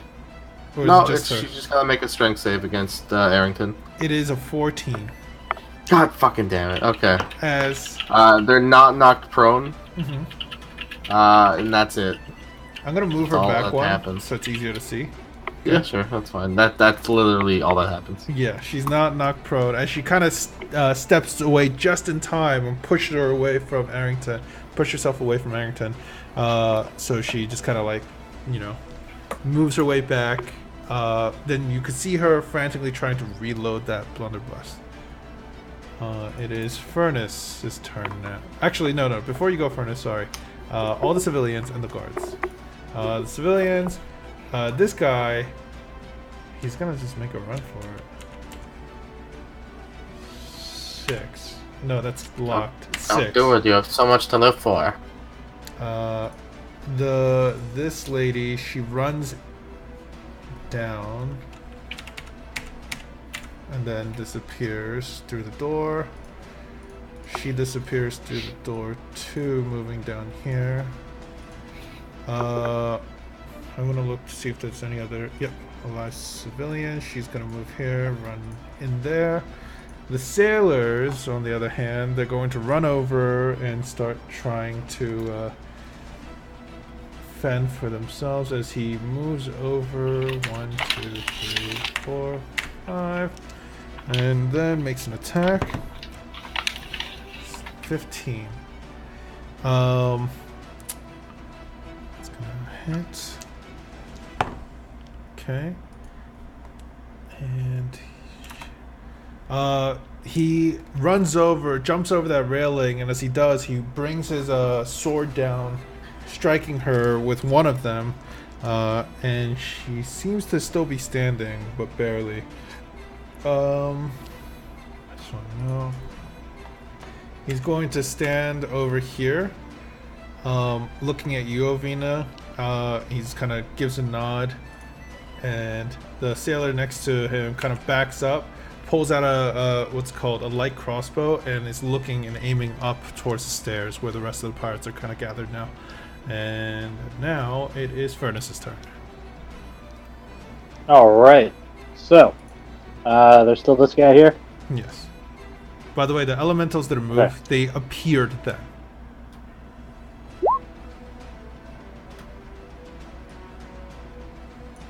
The guard I did 6 damage to gets healed by 6. Perfect. Awesome.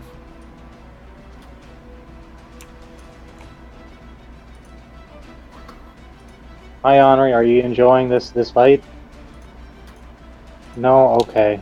I'm gonna hit Great. this elemental with a witch bolt. Wait, that one? Alright, you... Yes. You flourish your cards once more. As one of them just kind of dissipates, you feel that tingle in your finger as you reach out, point at him. They're level 7. By the way. As you point out, as lightning streaks from your finger, connecting with the creature over here. I'm going to put a little mark that's saying that he's connected. As he takes however much damage. Remember to cast it at the correct level, which is 4th level. This card master is kind of like a warlock wizard variant.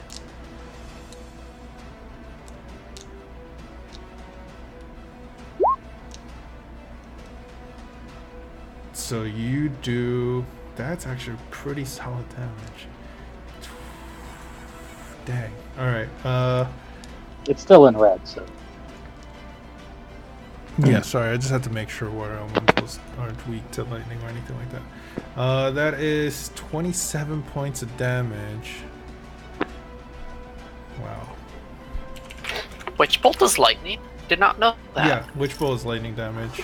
You would think with the witch term in there, it would be like, Necrotic or something. yeah, you would think.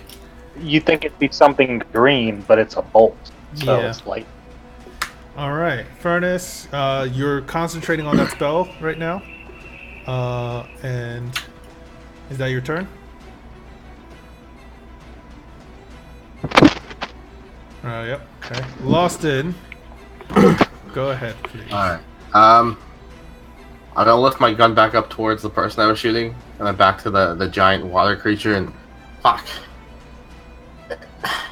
Okay, whatever, let me kill you first, and I shoot the pirate. Oh, by the way, the ship surprisingly isn't sinking right now. And Loston, after you fire, you're shooting at the pirate, right? Yep.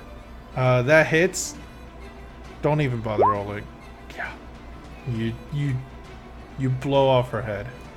Oh god, no, I'm so sorry. As it splatters onto the guard a bit, and he's like, ugh. I am so sorry. Oh god. It is. Arrington, pick up the guns. Oh, so sorry. It is the pirate's turn. All right, that's including the elemental. Just letting you guys know. Okay. Mhm. Okay. The pirates. Seeing that there's not as many guards left, you see one of them remove this kind of like, it looks like a coil of rope, and she moves right over here and she chucks it over at Ovina. Why? As it comes flying over to you, it is a... What is it? Is it above? Is it 12 or above? Yes, it is. You rolled a 13. Yeah. Okay. The rope kind of hits you, and as soon as it does, it springs almost like apart and starts to wrap, and then you realize it's attached to what looks like a metal ring. And this rope isn't actually just like a regular fiber rope. It's a smaller, maybe thinner chain that it looks like from this distance now that you can see as it wraps around you. I need you to make a strength save. As you manage to pull it off just in time, it clatters onto the ground, and as it does, the way it pulled apart and tried to grab you, it pulls itself back together into that little ballish form. That's a little mean, don't you think? And No. the pirate over here, he's gonna come over, swing. Okay, that hits. That misses. And deals. Where? I'm losing track of my dice here. Okay. And hits the guard in front of you that's kind of in that square. The one behind you, 1, 2, 3, 4, 5, runs over, jumping over the railing, and as he does, he chucks it at the similar object over at you, Furnace. I need you... Yeah, I rolled a natural 20. I need you to make a strength save.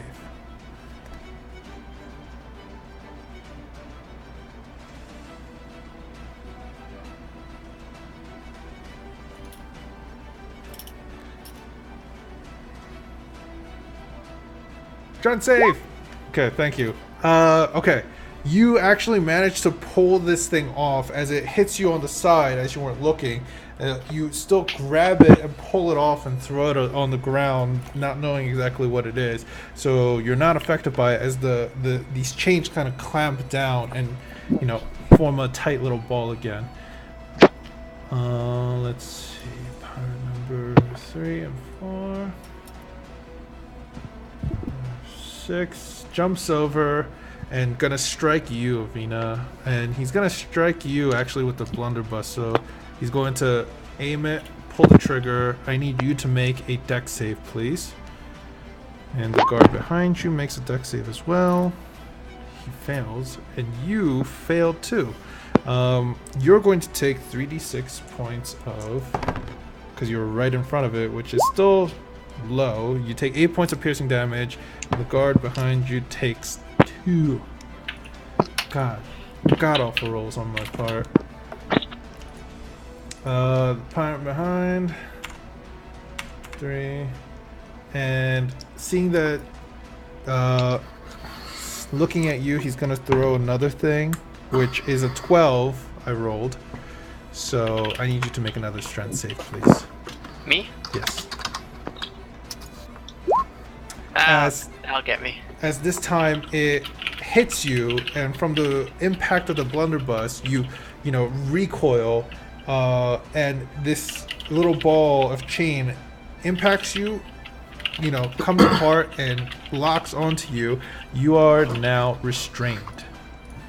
I'm gonna put a little net symbol on you. You're restrained, okay?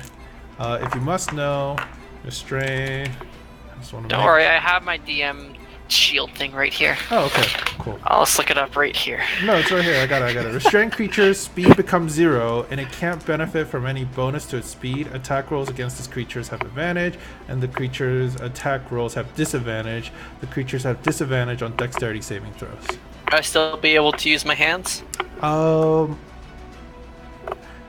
would say any concentration spells would drop still. Just because of you being pulled together, and you won't be able to keep doing the gestures, because it has to be constant, So you would be, any concentration you have would drop. You would still be able to cast a spell because it doesn't nullify your magic, and it hasn't clamped your hands all together. As long as you could talk and move your hands, you could cast most spells. Okay. So goodbye, the little Fae. fairy. Okay, Yeah. the fairy little thing disappears. And now it is Henri, your turn. Okay, I'm gonna attack this elemental here. Mm-hmm. Oh, wait, sorry. It's not your turn. It's the elemental's turn, because there's still Oh no! parts to pirates. Sorry. It heard what I said. 6. It's swimming. 10. And then makes it onto the deck here. And then it's going to try to... Because it's 30 feet of... It's weird because it could swim, and then it'll jump onto the board. Yeah, it'll jump on board. And at this point, you guys feel... By the way, you guys would feel the ship start to lurch as it starts to come out of the water, being pulled up by these anchors that have landed into it. But now it would try to attack you and Furnace. With an 18 to Furnace, and then an 18 again to Henri. So, I'm guessing it hits you both. Okay. I heard nothing from That's you. a hit. Thank you. Sorry, what was it again? It was an 18 to hit you both. Yeah, that hits. That is a 18 points of bludgeoning damage to Furnace, and then a 13 points of bludgeoning damage to Henri.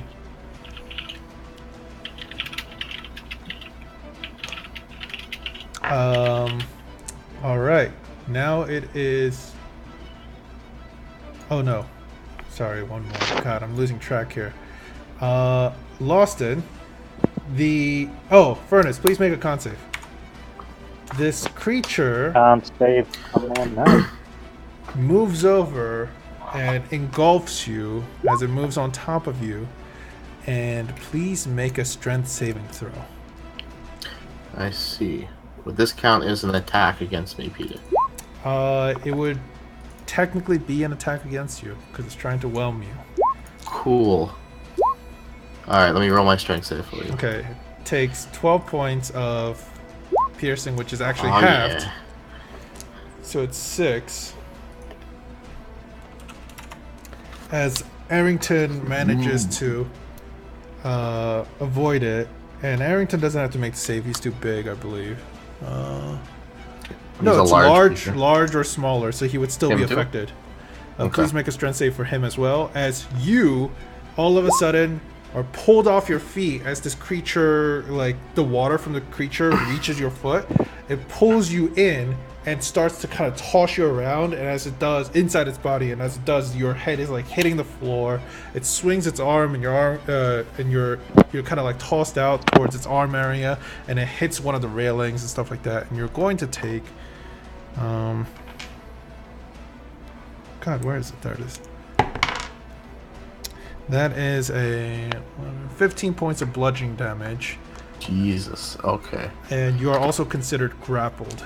Arrington, I'm gonna consider it that he technically doesn't have to unless the water elemental fully covers him, like walks into space completely, because I feel like it's a large creature also. Because I felt like that's what it's meant to be. Because this is large or smaller, and it only makes sense. Like it could be 4 small, it could be 4 medium creatures or 1 large creature.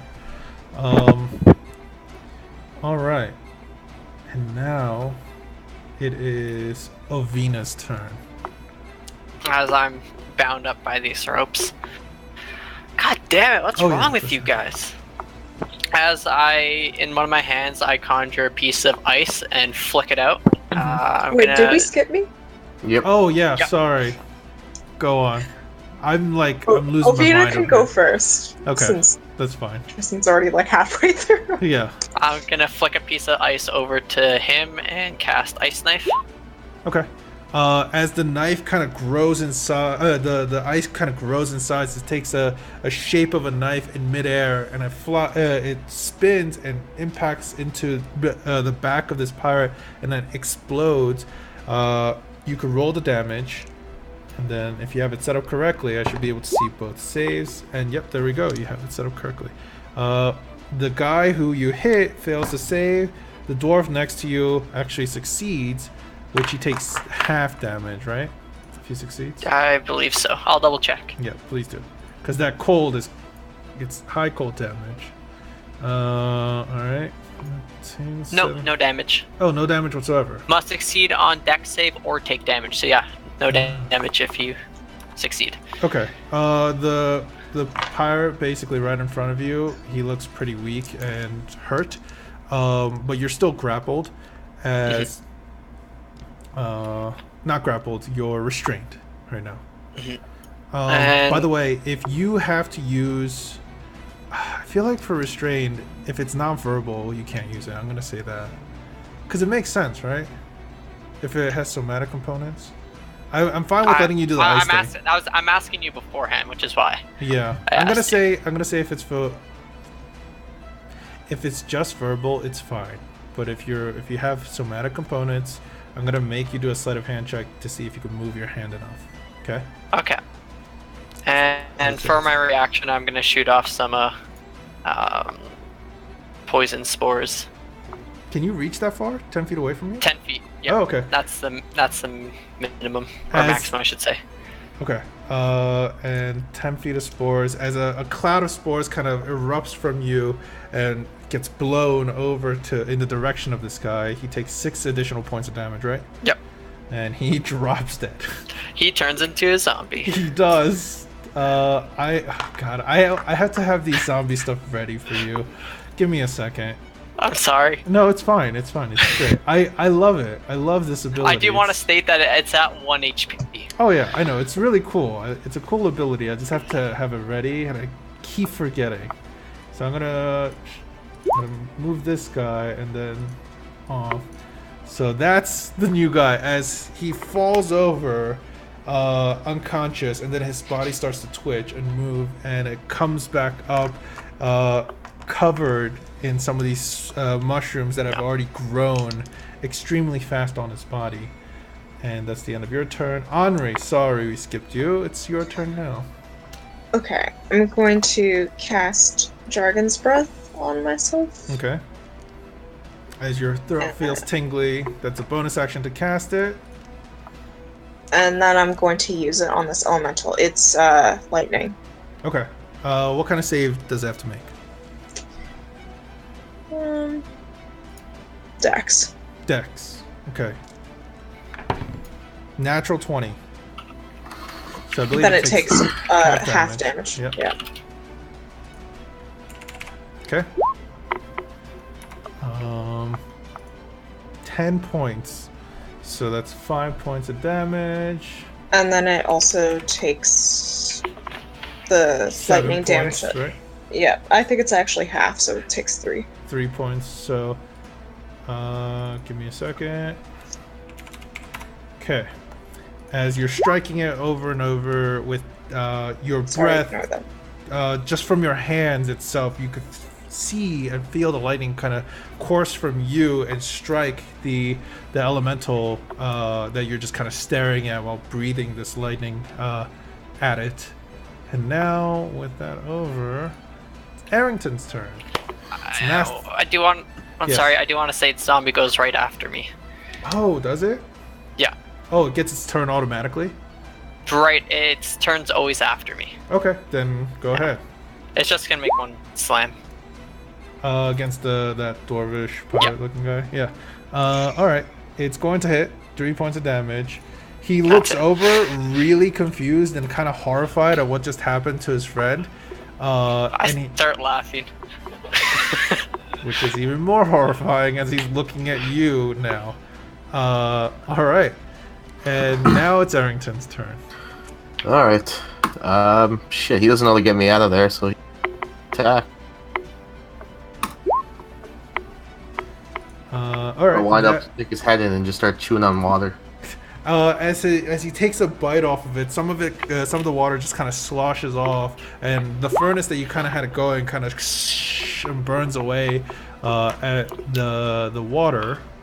But give me a second. Oh, that hurts.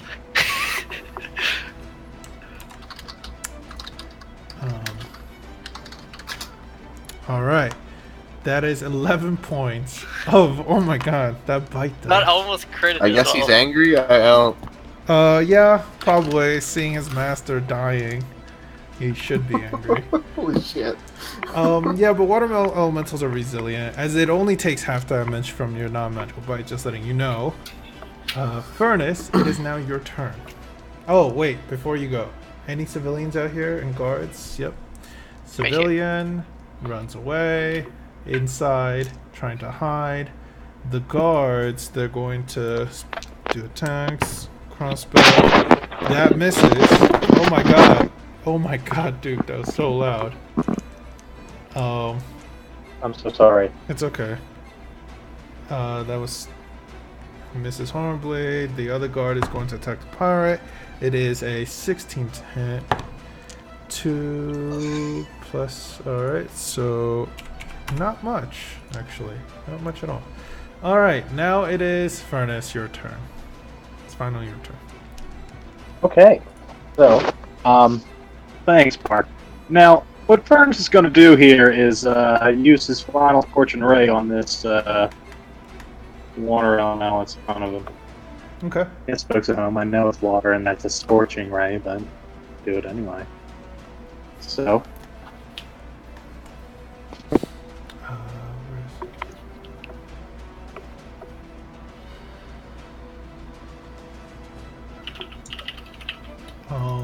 Sorry, give me just one moment. There we go.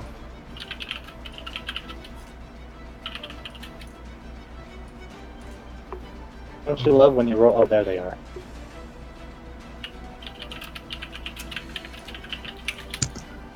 Wow, I'm so sorry. Just give me a moment. I'm like losing my mind here.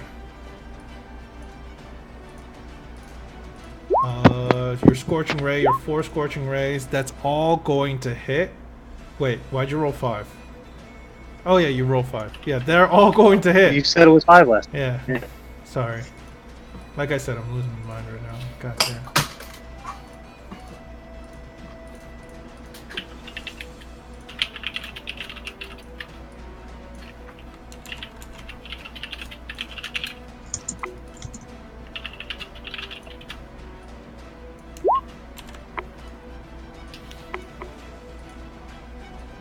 Okay.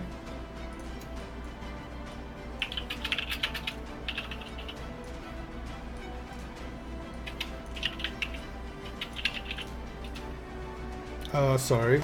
Now I'm back. God, that was a lot of stuff I just... As a bonus, okay. could I like activate Calyro?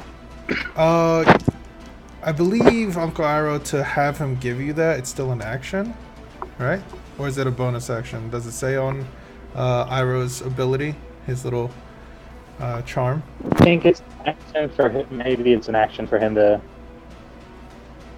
Just read it real quick. 26, yeah. 36. Holy crap. 44 points of damage. Jesus.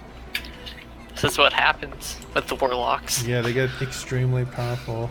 Because he's like a warlock slash wizard. It's weird. It's a different... but he just won't... He just gets random spells. He doesn't get to choose his spells. It doesn't say. Okay. As you... I'll just say it's a bonus action then.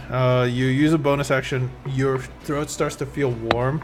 So on your next turn as an action, you can start breathing whatever element that you want. Oh, no. Not for Dragon's Breath. I just wanted him to, like, be there. Oh, God damn it. Yeah. Okay. Sorry to be difficult. No, it's Hey, fine. folks at home. I'm not. This is what I'm supposed to do, Mark. You're the dramatic actor in this relationship. Keep losing where the... Speaking of acting, check out Duke's next play. Duke, plug it. Hey folks, if you're in the Lake Cross area, come by the Okanoki Heritage Center next Thursday to see One Flew Over the Cuckoo's Nest, put on by Pearly Productions. Love you, Barbara. Anyway. A Hokey Pokey Production Center. You know what? I'm just gonna give you a different... Hokey Pokey. Wow. Anyway. Duke, I don't know where the fuck where Uncle Iroh went. He's gone. You know how... What do you mean? Well, you know I had him set up, ready for this, right? And then he's gone. Like, How could you? I'll give you a different looking dragon for now, because he's supposed to be. Oh, like the pixel's gone? Yeah, I don't know where it went. I have way too many of these. Found it, I think. Dope. I'm so sorry. I have way too much. There it is. He would appear right next to you, and he gets a turn all of his own. As your the small bracelet, basically right on your arm, kind of comes alive. He, kind of nods over to you, looks around, and is kind of awaiting your order. You can tell him where to go and how to fight if you want, because he acts in the form of a familiar but slightly different. Okay. Well, Uncle Ira, I want you to go up above the fog and see if you can see what's above us. Can we see the ship yet? No, it's still like this looming, like shadow over. Figure? But it's getting closer because you guys are being lifted up towards it. But Uncle Iroh nods, then flies off. And now it is Lawson's turn. Sorry, I thought you were using his Dragon's Breath. My little gnome lungs cannot handle the cold pressure of the inside of this creature. Yes. I'm going to attempt to get the hell out of here. Please do. Strength save? It is also grappled, and yeah, make a I would say athletics check, because it's grappled. You have to make an athletics check to break yourself out. It's like swimming yourself out of it, basically. As you go to swim towards what you think is the outside, your arm reaches out and you think you're okay, and then all of a sudden you feel a tug around your waist as you're pulled back in and you're being tossed around. Okay. Well, this is real bad. Okay. That was my action, right? Yes. Okay. You have a bonus action. Yeah. Fuck me. Can I drink a potion with a bonus action? I would say in this state you can't. Okay. Then I am going to. The only thing I can is grab that vial of crushed poison berries and pop it open. Okay. So that jam-like substance, you grab it, thinking that this might do something. You pull it open, and you can start seeing the water that's kind of torrenting around you pull out of it, and it starts swirling and mixing with this creature. It seems to have no effect, but I need you to make a con save now. As you manage to hold everything in, but you're probably going to be affected next turn because of what you did. Okay. Okay. Now it's the pirate's turn. I'm just gonna do them attacking the guards real quick first, and then I'll focus them attacking you. Okay. The guards.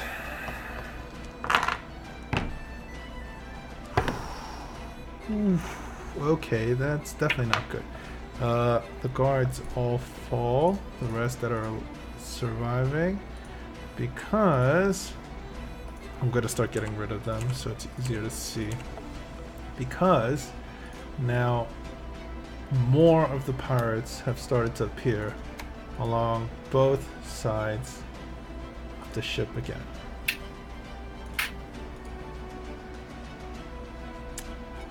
And as they're swinging in, Ovina, Yes. you notice the one oh shit, that guy's marked for some reason. You notice that some of the pirates, as they're swinging in and landing, they're tossing similar objects, these like tightly wound chains that they have tossed to you at your allies. I need Henri and Furnace to both make a oh, this guard had no one. Fuck you, he would have died. Screw it. I need you guys to all make, both Furnace and Henri, to make a strength save. Because eventually you'll get it. Woo! Nice. Yeah, you guys Nice. have done hit. Alright. Not nice.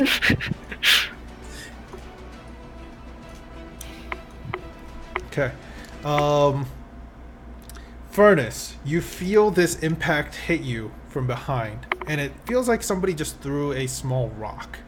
But as soon as it hits you, before you notice anything, these chains have kind of like come over and starts hugging you tightly and tightening only, more so.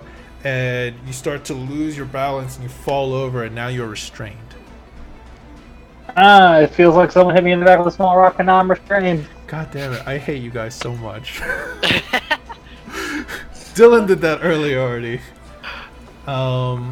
Henri, you managed to pull this off, pull one of these objects that start to try to restrict you off, but now it seems like you guys are getting even surrounded even more. And now the pirate that landed next to you, Ovina, takes the rope that she's got, ties it around some of the chains, and gives it a couple yanks, and then all of a sudden you start getting hoisted up into the air. And now you're basically in the air getting pulled up. Okay. So you're about 10 feet in the air, I'll say. The rest of them, they're going to aim their guns at Henri and Arrington. 1, 2. Okay, I'm just gonna make 3 attacks towards Arrington and towards Henri, and my god, that is awful. Okay, Arrington, it's 2 basically 118 or 116 to hit him. The 18 and 16 hit. Okay, and to Henri, it should be a 20 and then a 21 to hit. And for... Sorry, there's a lot of dice here. Alright, so for Arrington, he takes 16 points of piercing damage. Piercing damage. Yeah, piercing. And Henri, you take 6 plus 12 points of piercing damage. Okay. And now it's the elemental's turn. Yep. The elemental over here moves in and is going to whelm you. I need you to both make me a strength save. Furnace, I'll just ask you to do it with disadvantage. And Loston, you automatically take, I believe if you start in it,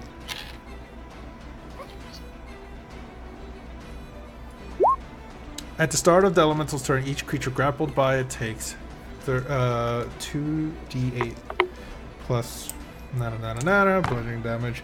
So you take 14 points of bludgeoning damage, Loston. Do you fall unconscious? Not yet. Okay.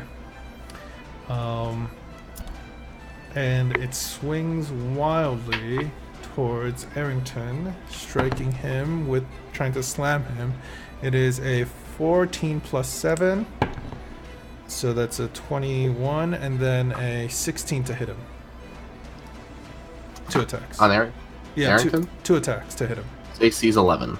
Okay, it's gonna hit both, and now that is a 10 points of bludgeoning damage, and then 5 plus 4, which is 9 points of bludgeoning damage. Okay. Alright. Okay. You good? Yeah, I'm still fine. Alright. Now it is finally Henri, your turn. Did you make your strength save? Oh, sorry, before I did. You gotta do the whelm damage on you. Furnace, strength save, that was a failure. Both of you failed, so that is a 12 points of bludgeoning damage on you, and you are restrained. And it is for Furnace, that is a 19 points of bludgeoning damage, Furnace. As you guys are being tossed around in the body, and you're kind of like hitting each other, hitting the ground. It's kind of swinging you guys around inside its body. Okay.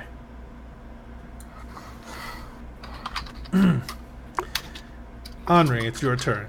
You're restrained. You probably have enough breath to cast one spell. That requires a verbal component. If it's just somatic, then, you know, that's just somatic, and that's fine while you're restrained.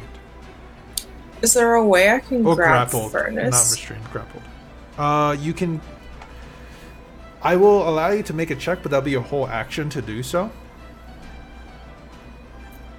I'll try it anyways. Okay.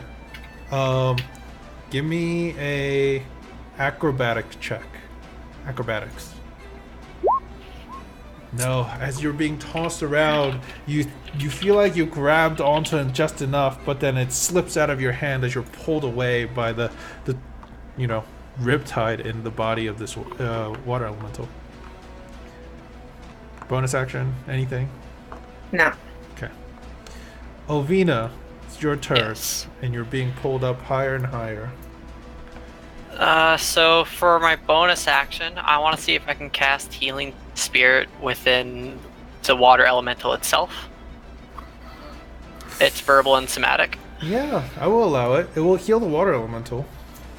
It's not how Healing Spirit works, but Oh, okay. it's only to allies, right? Allies. Yep. Okay, that's good. I need you to make me a quick sleight. I'm gonna say sleight of hand, just because you're trying Okay. to nimbly move your hand out enough to do that kind of stuff. 13. I'm just gonna look this real quick.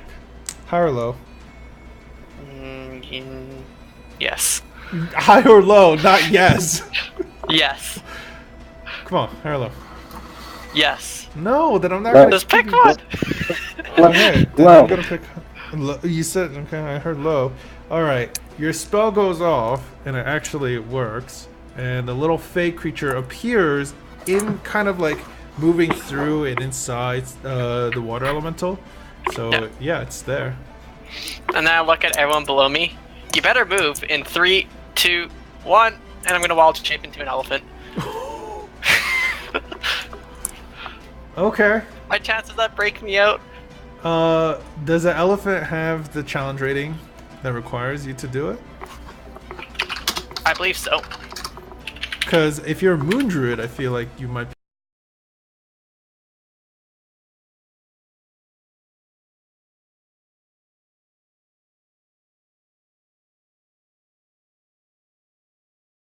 Retarded. Sorry. Oh, okay. Sorry. I was I like- am. I don't think so. A moon druid probably can do it at your level, or maybe the No, next Max. Max error. I'm sorry. I need to search some stuff up. It's pretty much the only thing I can actually do at this moment level. Okay. is Wild shape. wild. Yeah. Beast 5e. You know what? I'm gonna come back to you then, if that's fine. Sounds good. Okay. Arrington. It's Arrington's turn. Seeing the bubbles leaving Loston's mouth, he is going to charge in and try to push him out. Okay. It's kind of full force through the water elemental if possible. Yes. Give me a just straight athletics check. It's basically him breaking out of the grapple. That's gonna work. As Arrington charges in, slams into the body of this water elemental. You can move Arrington one over too, and you could be right over here. Arrington's kind of partially in this thing now. Okay. As it manages to force you out, and you kind of tumble onto the ground next to these two pirates. And now it is Okay, I got it. I'm gonna turn into a black bear. a black bear. All right. Yes. And it's a larger creature, right? Large It is still medium. Oh, it's still a medium creature. Okay. You start to shift and transform as you feel yourself grow a bit. However, the chains are still holding you taut. You can still try to break Okay. out of him, but you'll be about 30 feet in the air now, as it is now Furnace's turn. No, you would be 40 feet because you were 30 feet up already. Furnace, it's your turn. So I'm wrapped up in chains, and I'm Drowned. inside of the water. Yeah, so element. you're grappled and restrained, technically. So, what kind of saves I gotta make right quick? Like, let me not be restrained and grappled. The restrained, if you want to try to get out of it, that's just a straight athletics check, and it's quite high. It's a little higher. You could try to cast a spell, but you have about 1 breath, and You heal 3, Duke. you also heal for 3, but you also need to be able to cast. No, you also need to be able to move your hand. So I'm gonna make you do a sleight of hand check if you're gonna do all that. Okay. Are you breaking out or casting a spell? Because you can't move. Let's break out. Okay, give me a strength, an athletics check, just straight athletics check.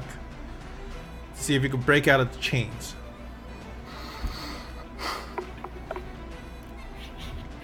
But it's been tightening ever since it landed on you.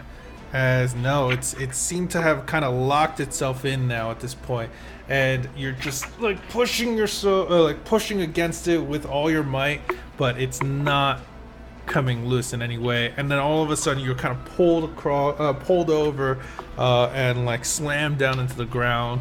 And now it is Lawston's turn.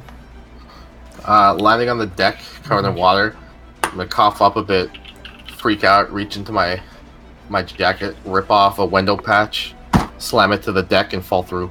Okay, interesting.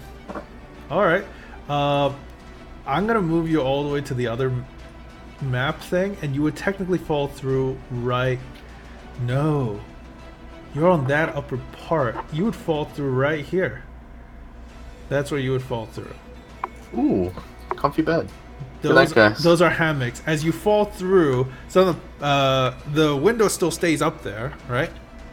Yeah. You fall through, you hit the hammock, and it kind of spins, and you fall down onto the ground. You look up, and you can see the pirates kind of trying to look down the window at you. You still have movement and bonus action, and you're in this tiny room, technically below. I'm gonna take my greater healing potion as a bonus action. Okay. Greater healing potion as a. All right. Alright. And then I am going to run the fuck to this door. Okay. Do you want to leave, or are you just like moving there? Well, it's closed. Wouldn't it be an action to open it? No, it doesn't matter about. I peek out the door. What's on the other side? Basically, you would be out here. Oh, Back shit, out into where the camera field. shifted. Yeah. You know, I'm just gonna peek out the door. I'm not gonna. I know. Okay. I just want to let you know that's where you would be, as you peek out. You could see and hear everything that's going on right outside. And all of a sudden, now it's the pirate's turn. The ship jerks as one of the anchors kind of come loose, and it's now slanted and kind of moving on any of the ground. It's difficult terrain. Okay. The pirates, on the other hand,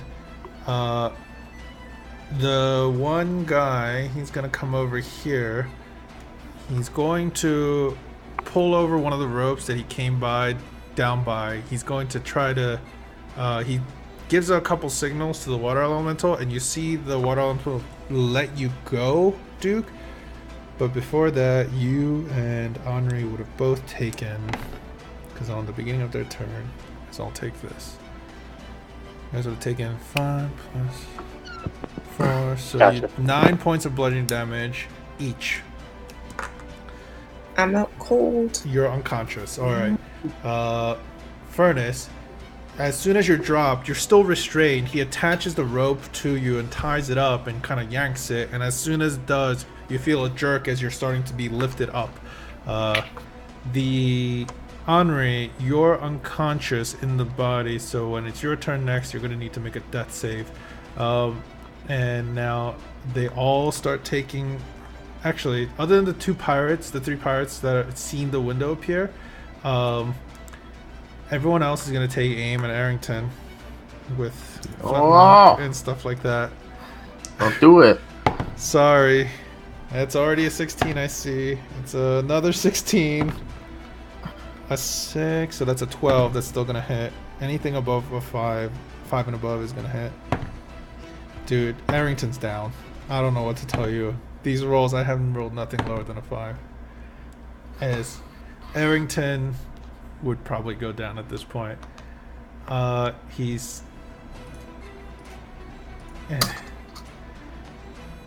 And the two pirates that would have seen you go down, that clearly would have seen you go down at least, they're going to look through the window, look at you, and go, "Oh, hello." And they're also... One jumps down, comes over. As soon as he jumps down, he tosses that little, like, chain-like ball at you. The other one pulls the trigger, trying to hit you, but only rolls a 12. Does that hit? No. Okay.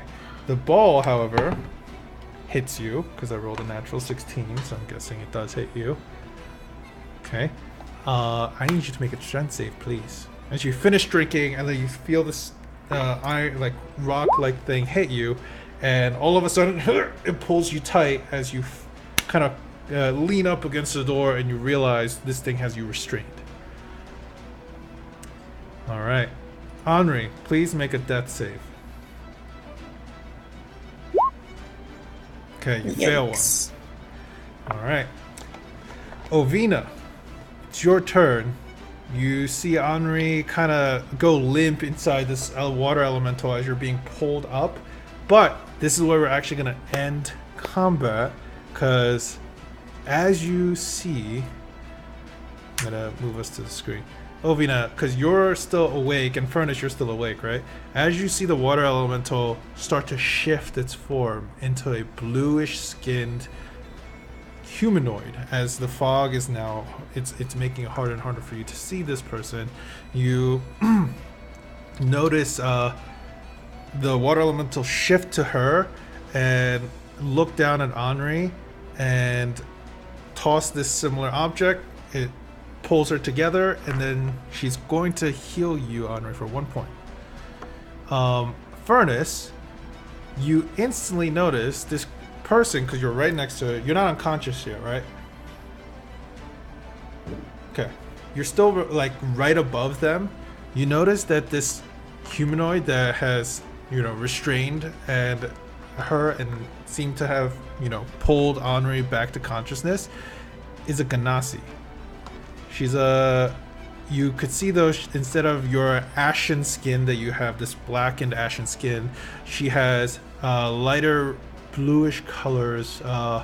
Like her skin is like almost like the water itself, it looks like. She also has similar looking tattoos to you, however, hers seem to shift ever so slightly and move. As you're getting hoisted up and up higher though, she doesn't seem to even look at the rest of you as she prepares, Henri to be taken up aboard what's above, same as you. You hear all of a sudden from just telepathically Uncle Iroh telling you, "That's a big ship up there. That is a big ship." And this is where we're actually going to take a break. So I hope you guys enjoy, but we'll be back after taking a short break, 5-10 minutes long. So, stay tuned. I'm not going to mute any of our mics or anything like that, so you guys feel free to talk amongst yourself, but I'm going to be right back, okay? Alright. My back! Oh, my legs. I've been so hunched over because I've been fucking looking at like 3 books.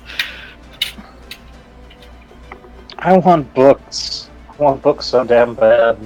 It's nice having things on the internet, but I love it. I got my Xanathars, my monster manual, and my player's handbook I'm looking at the moment.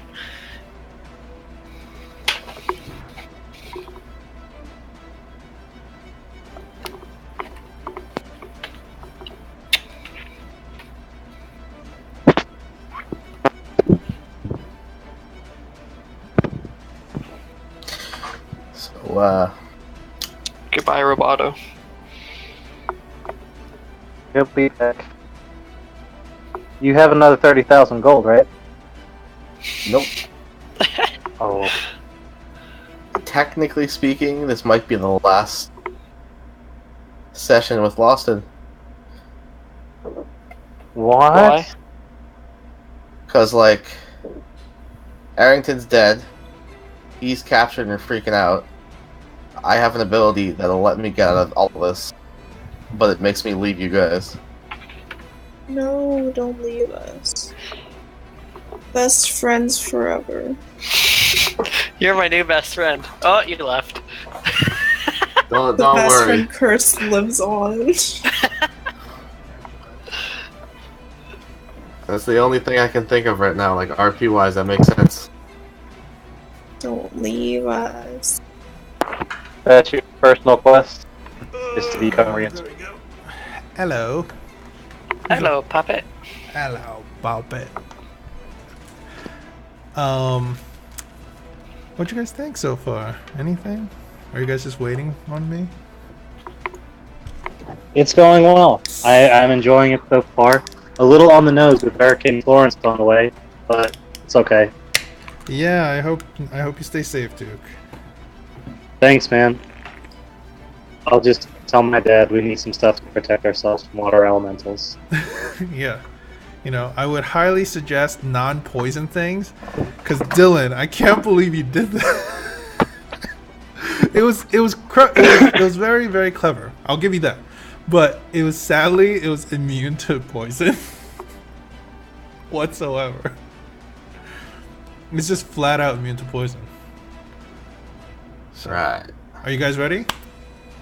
Yeah. Okay. All right. And we are back, I think, now. Okay, we're back. All right. So, you guys, I'm going to say, are brought up to this massive ship. It's almost 3 different ships put together, but one is a longer initial hull, the other 2 are smaller, and it looks like if this was supposed to be on the water, the other 2 smaller ones that are flanking it are supposed to be kind of help it support it on the side so it doesn't tip over. However, the first thing you would notice is on top of the, like, there's towers almost on the sides of these ships, and on top of them there are these large trees that have just kind of grown and is flourishing kind of quite well.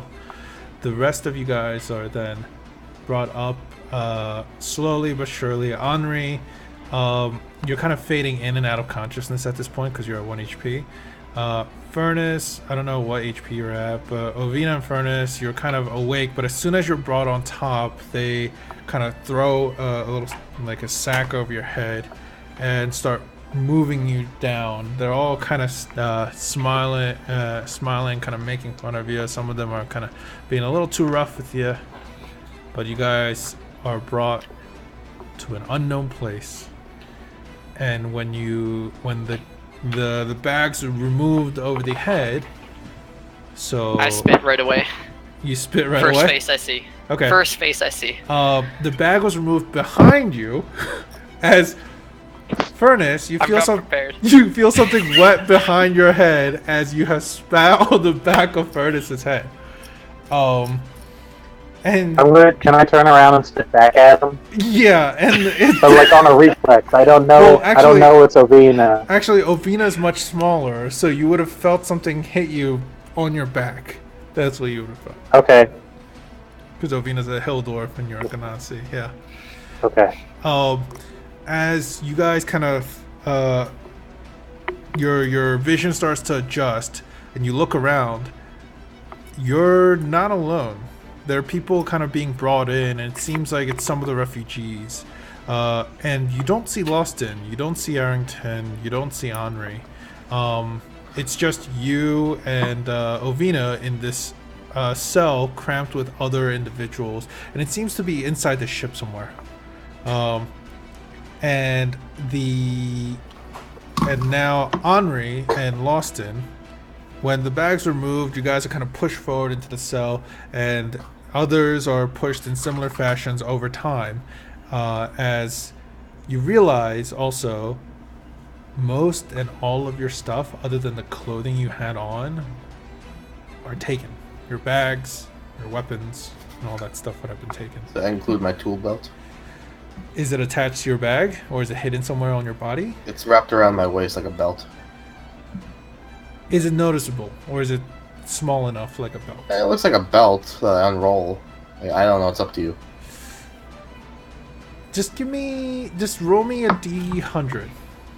I want you to roll me a D100. I just want to see what you get. 18. Okay, 18. I'm gonna see if I somehow lost to the 18. I rolled a 7. So you have the tool belt on you. God damn it. I know what you're gonna use that for. So my tools. Yeah. My tools. The bracelet. But you're kind of like smirking, but kind of trying to keep hidden from the rest of it, as the cell seems to close for the last time, and it's kind of packed in here. A lot of the refugees seem to be quite frightened and like whispering amongst each other, like, what the hell's going on? Like, why are we being attacked and all that stuff. You are all captured and are prisoners. All of your weapons, equipment's gone. Good thing I didn't have any weapons or armor on me. Yeah, Ha. exactly. Just letting you know, Ovina, that mushroom that you keep in the jar in the bag, gone. It's gone. Okay. Just so you know. You've never been that far from that object for long. Just letting you know that too. Furnace, your cards, everything's gone. Like, they take it. Henri, you could cast things without, that kind of stuff.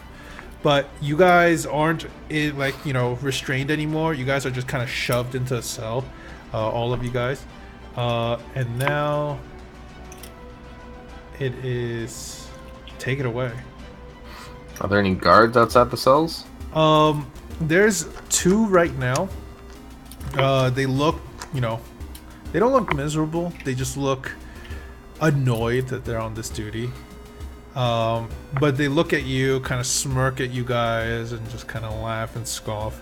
Some of the refugees go over to the bars and like grab onto it and, tell them, ask them like, what do you want with us? Why? And the guards just kind of go, because we don't know what she thinks. As one of them actually walks out. But you guys are separated. You guys are in 2 cells and you don't see each other. So I purposely separated the group.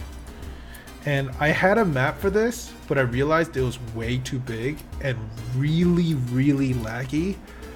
So I'm going to just kind of imagine it as I go along, and I'll try to describe it as best as possible. And if you don't understand it, I will explain it to you in a better way, hopefully. Okay? Because this ship is huge. At least my best friend is with me. Henri, are you alright? I hurt. Yes, That yes, shit hurted. Here. Hopefully this helps. That's the best I can do. I hurt a little bit less. Oh yeah, your spell focus is that necklace thing, right? So yeah, you would still have that. Because most of your other stuff, like your bags and clearly visible things, have been taken. But Henri, you're healed for 2 points. 3 points now. So 5 total points. Okay, that's all I got. Some of the refugees are kind of muttering amongst themselves. They kind of look over at you two. And some of them have seemed to recognize you guys as you all have helped in the previous predicament that you were in. Oh, good. We have more people here. More people to get in the way. Did they take our earpieces, Pete? It would be clearly visible. It's not a tiny little thing.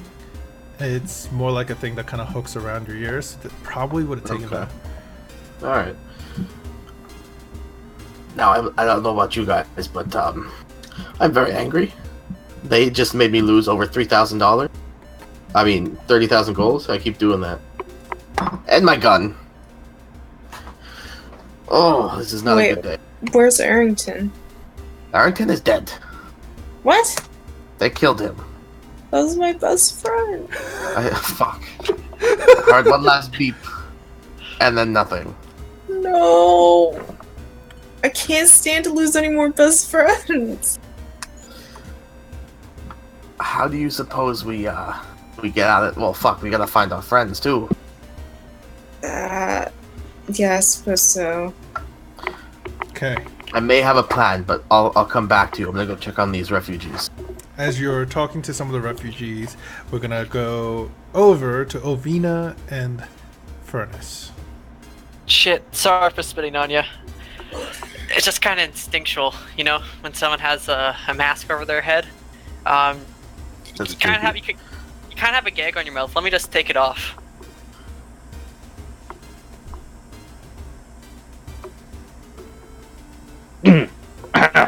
Thank you.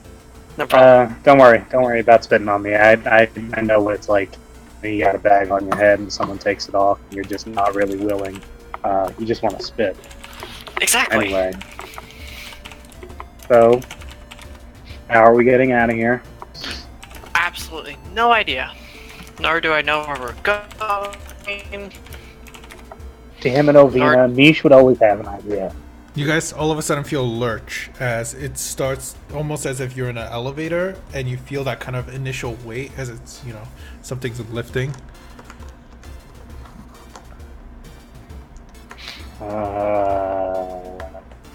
Would I still have my sprig of mistletoe on me? Your spell component pouch. Not my focus. Your focus. Oh, yeah. My focus. Where would you have kept that if you I have weren't holding on to absolutely no idea. I assume I would just have it held in one hand, so when I was bound up, I'd just be holding it in my hand, so when if they actually open up my hand, they would see it. Okay, you probably would have it. You would have had it clenched in your hand. As you're talking, though, some of the refugees are kind of staying a little on the other side of the cell, away from you and Furnace, especially you, not especially Furnace, because you look like you're kind of weird and sickly looking. As one of the pirates kind of come over and go, "Oi, what the hell's wrong with you? Me? You ain't sick, right? You want to touch it? I advise you not to. Whatever. And he just kind of grumbles and kind of goes back to near the doorway as he seems to be talking to somebody on the other side. Don't walk away from me. Get back here. Shut it. Yeah. Shut it. Oi. Shut up. Okay. It's not gonna work. As he's talking to some of the other someone on the other side of the doorway. I have no idea what to do. Do you have anything on you? I can do this, and I'm just going to produce flame, but it's just like a little flame because I'm kind of sad. Yeah, it's like on your palm you see a small flame kind of erupt and dance around. Hold on. The only other thing I have is my charismatic personality. Alright, here's the plan. Okay. We gotta get everybody in here to hum the same tune. Why? Oh, no. We'll drive that guy's already scared just because, this lady looks kind of sickly. I don't want to touch her. Imagine how annoyed he's going to be when everybody just hum the same tune. I mean, I would get annoyed. Yeah. Yeah. So we got to be about it. So you take that side, I'll take this side, and we'll see how we can do this. Okay. You start. Okay. You start talking to the refugees. They, I'm not gonna make you ask for, persuasion rolls because they're already in a situation where they'd rather, do something about it. Some of them says, "Is it?" Actually, give me a persuasion roll because some of them would be scared to piss off the pirates. They don't want to be killed. Yeah. But give me a persuasion roll, both of you, and we'll go back to Loston and Henri. Dang, Ovina. Oh, that was Venus. Yeah, it wasn't your. How are the refugees looking, Pete? They're terrified. They don't seem hurt. Some of them, you don't even see marks like you have left on your arm and body from, the things that were binded. They were probably brought on board by force, but not by a lot of force like you guys were. Mm-hmm. Okay. Henri, I may have a plan. And fellow people in here with me. I'm whispering this. Mm-hmm. I just need you guys to. I need Henri. I need you to cause a distraction, and I need all of you to assist me in tackling those guards and taking their weapons. Okay, what kind of distraction? Never mind, I got an idea.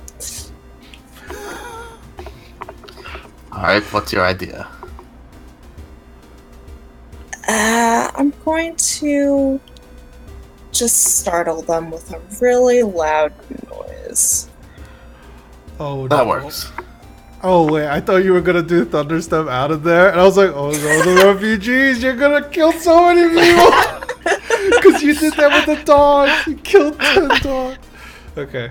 Well, Oh shit, actually, I'd probably still kill them by accident with my idea. Better not do that. Alright, let me know when you're going to be doing this distraction, and oh my God. I'll set mine up. Okay. Oh, interesting. Either way. Oh, sorry. While I'm looking at materials. Oh, okay. While God damn it, Loston and Henri are setting up. Let's go back to Furnace and Ovina. What are you doing? By the way, I'm gonna do this. Go between the two groups so you guys don't know what each other are doing, okay? Okay. There we go. So, what are you two doing? I've moved them out of a different call so they can't hear us. First of all, I'm opening up the spell cards for druids Just so I see can what look you at do. my. Also, remember, Yep. you only have prepped spells available. Yep. I was just looking at what I can prep for tomorrow if needed, if we're still here. Okay. Furnace, by the way, Ovina, you start convincing the other refugees. It's not all the refugees. Definitely not all of them. And not only that, some of your friends are missing. But while here, you guys are... you start convincing them, first of all, I'm fine, I'm not sick. They buy into that. And then you tell them the plan. Furnace, you have a bit more of trouble convincing some of these people to assist you. But all in all, you guys get about 3/4 of them to agree to help with this plan. Okay?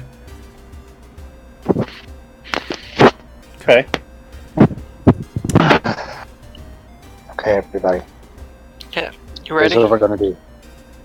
I want to direct them all to one side Mm-hmm. of the cell Okay. to face the guard. Mm-hmm. The guards are looking at you oddly. It's like, don't do anything stupid. Uh-huh. We Okay? won't. I'm gonna sit down, pretzel style. I'm just gonna start humming a little tune. By the way, it's been a couple hours and it's getting late now. And Furnace, you start Oh, humming. that's fine. You start humming a tune. And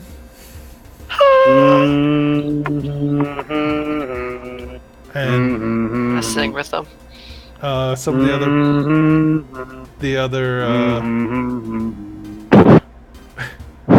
of the other refugees start joining in, and I am going to see how much he likes or dislikes this.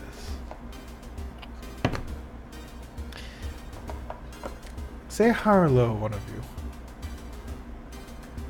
Me? Yeah, one of you. High or low. Hi. Okay. as you like look towards the refugees to hum along, and you're kind of bobbing back and forth this tune, then you look over when you think that he might be annoyed, and he starts and you notice that he's kind of tapping his foot to it. He doesn't seem to be annoyed by music that you guys are making, by humming. What's the cell made out of? It is made out of these like what are those called? Like wrought iron gate kind of style, like those thick. And the floor iron. and the walls. The floor is made out of wood. The wall. Oh, how convenient! The walls behind you are made out of wood, also. Yeah. All right, and I'm gonna come back to you, as your initial ploy seemed to have kind of failed, and now it's Lostin and Henri. Oh, hey. Yes. What is your plan, and what are you trying to do? By the way, it's pretty late. It's like pretty fucking late by the time they got everyone on board. You guys would now all of a sudden hear a large splashing below. Okay. By the way, Dylan, I just want to say, I'm surprised you didn't go and break yourself into the captain's quarters. Oh, there was too many people around. I was thinking about it. I thought you would. You would. I had stuff set up for that. God damn it. Oh well. It's fine. All right. Henri, let's do this plan. Gotcha. I'm gonna move to like the complete opposite side of the bars that Henri's on, Mm-hmm. and I'm gonna wait for her cue. Alright, I'm just gonna grab bars. They're on the other side of them, right? Like, how far away are they? They're about 10 feet. Oh, like from what you can see, like where the bars are, there are walls, but it's wooden walls. There is like a caved wooden wall behind you, and to your left there is another wooden wall, but then the iron bars are in front of you. It's definitely like reinforced. However, he's on the other side, which is a larger open area. Then he's leaning and sitting against a chair, like a stool that's set up next to a larger post. Well, probably one of the support beams, like a large support beam. Probably one of the masts that is making its way all the way through the ship. So basically, he's on the other side. He's about 5 feet away from the gate. Not enough that you can reach him to the bars. He's definitely a little further than that. But Just one guard? yeah, the other one has walked away. But you notice that every once in a while they kind of come back to kind of. Is this like a hallway, or are we in like a separate? No, you guys are in a separate room. The doorway Okay. is the the way out, and Okay. it's a big kind of open area. You can see other boxes and stuff like kind of surrounding. For safety, Yes. I'm gonna go to like the corner of the cell where the bars end against the wall. Okay. And I'm gonna talk some of the refugees into like walking up and covering me so that I can't be seen very well. Okay.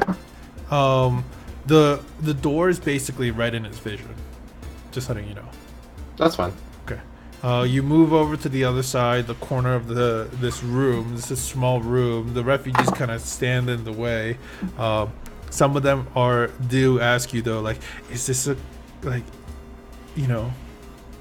this safe? Like, we're not going. Hey, they're not hey. gonna take it. Who's the guy with the 30,000 gold robot? I don't know. You? Yes, me. Now just wait Okay. for my best friend's signal and we'll get out of here, not a problem. Lickety split. Dad, just be careful though, like, just watch your footing. Footing? Don't just go for it, Henri! I'm gonna yell through the bars. Hey, big bitch doo-doo head. Hey, big bitch, dude. Okay. He turns over and kind of like stifles a laugh, and he goes, "What the fuck do you want?"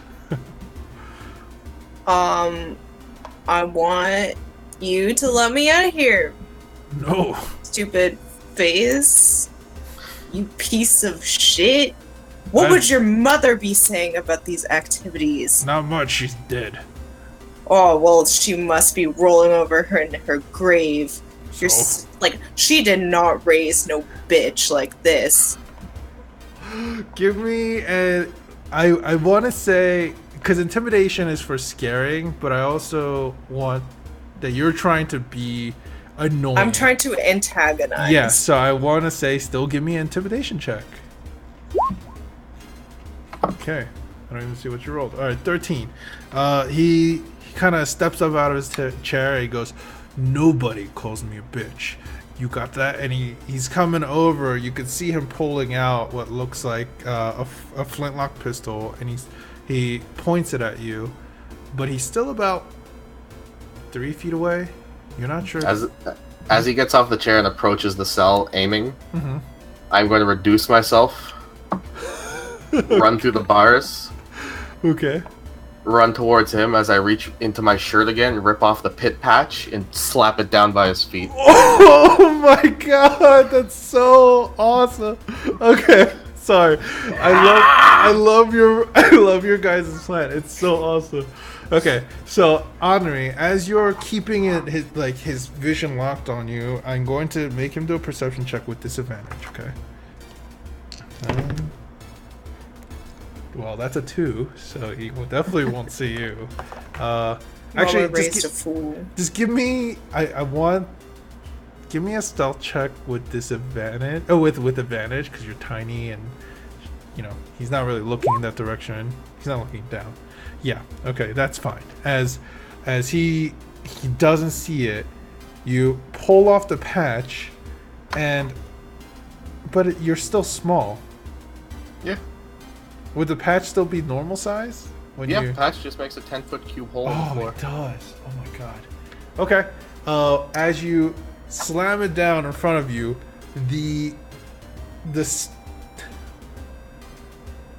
see the wood start to just kind of almost get eaten away, kind of pushed out, as it just becomes nothing but air down there.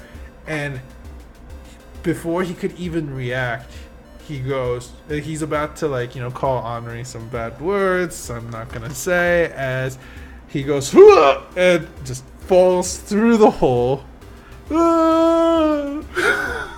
down away. Did he just fall through the ship? There's nothing below. This is the lowest level. Bitch. Alright.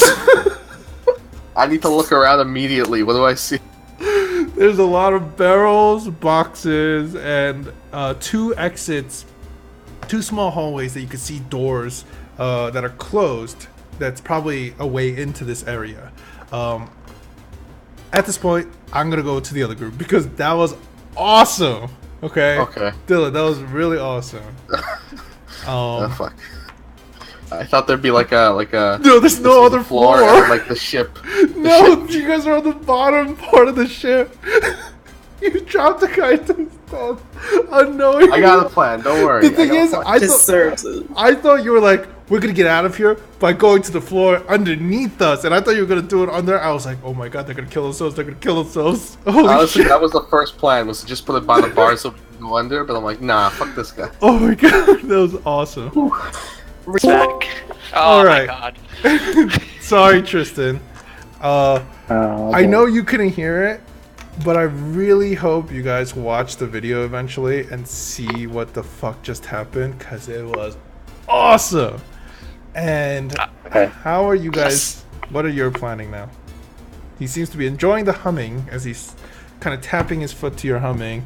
By the way, I want to describe this room a little better because it seems like the other group had a misconception. So, quick question: Are our hands still manacled? No, your hands aren't even manacled. They knew that there wasn't going to be enough to manacle everyone, so they didn't really care to do that. They shoved you guys all in here. Okay. However, so the walls behind you, they're not square. They are round and domed. The bottom is kind of like, the floors are kind of caved down below, like you're at the bottom of a ship. I should have described this better to you all. the door, the gate, basically to this cell, is the doorway out. Otherwise, it's wood. It's all wood. What you see on the outside of the cell is a small room, about 10 foot by 10 foot, with one of the walls kind of curving slightly along, like as if it's part of the bottom of the ship, and another door that leads out to a bigger room. You have seen it a couple times when a person would come in to look, like an additional person will come in, but there's one person already down here at all times.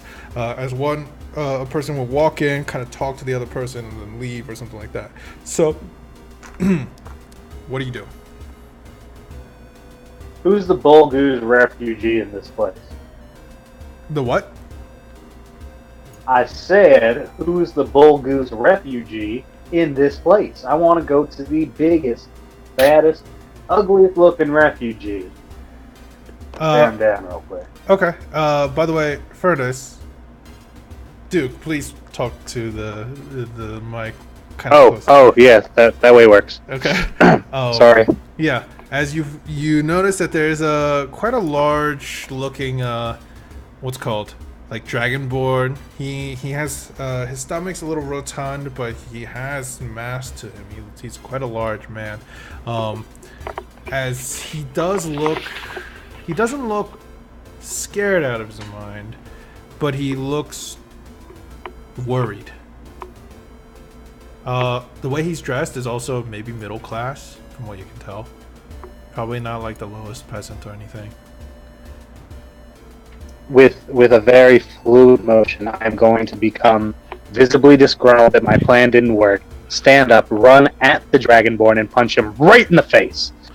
Alright, roll me a d20 with advantage. He wasn't expecting you to punch him in the fucking face.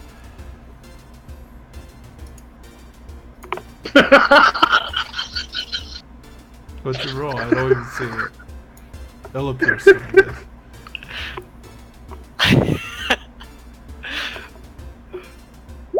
Oh my god. Alright, you go to swing, and you What you said with advantage? Yeah. Roll one more time, I guess. Alright. Okay. As you go to swing, your fist does connect. I need you to roll me a 1d4 plus your strength modifier.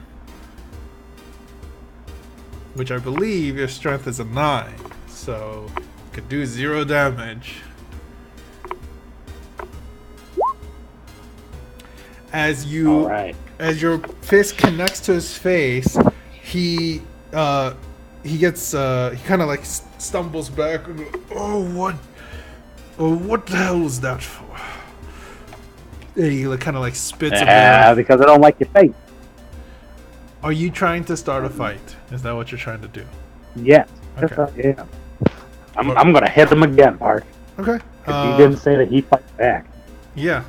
As you go to punch him in the gut this time, which lands, and then he, as soon as he kind of gets back up, he pushes you back.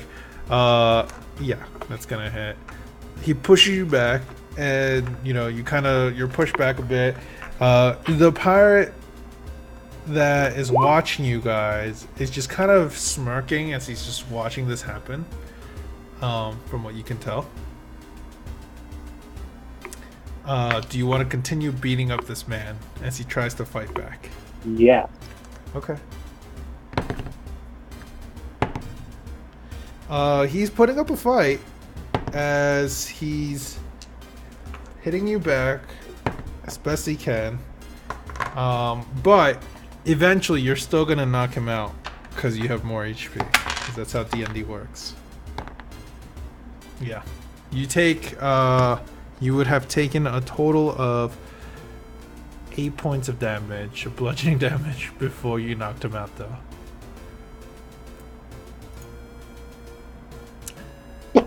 As you kind of spit a bit of blood out of your mouth, that's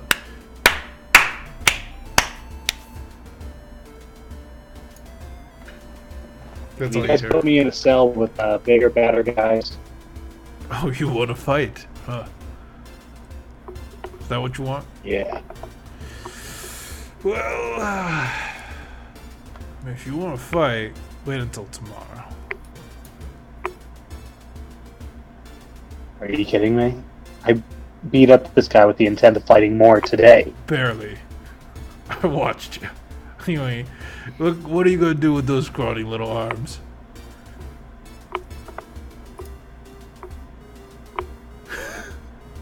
Alright. Tomorrow. Okay. I'm gonna roll the dragonborn on his side so that he doesn't choke on his own blood. And then, I'm gonna By the way, lay it some of the down refugees slowly. look quite terrified of what you did. Good. I want some notoriety. What is going on? I don't know. What are you doing? What's happening? What?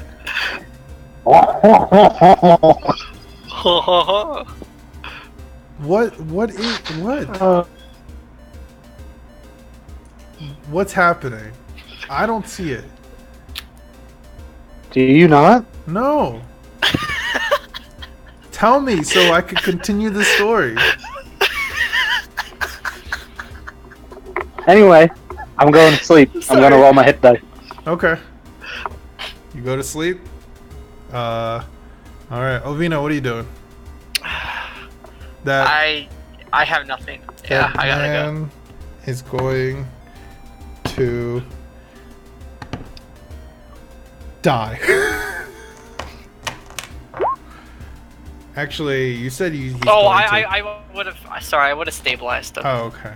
I wouldn't have let him die. Okay. Stabilized him. Alright. Cool. Furnace, you guys can roll your hit dice and heal as much as you want. Remember, you do get your long rest. The way it works that we're doing it is that you get to roll the hit dice that you would get back automatically. You don't automatically heal to full. And you could spend more if you want, but that way longer, like heavier dungeon crawls become much harder. Healers are very important for that reason too. So roll your hit dice. If you want to heal to full, you could roll the rest of your hit dice if you want to get to full. But roll as much as you want. And you guys kind of go to rest. I'm going to go to the other group. All right. By the way, what the hell happened where they're laughing about? What the hell just happened? Do you guys know? No. No. No. Tell One me. sec, Pete, where's the door to this fence? Tell me. Fence. Where's this door to the jail bars? It's basically right The behind you. bars. Okay, can I try to pick it?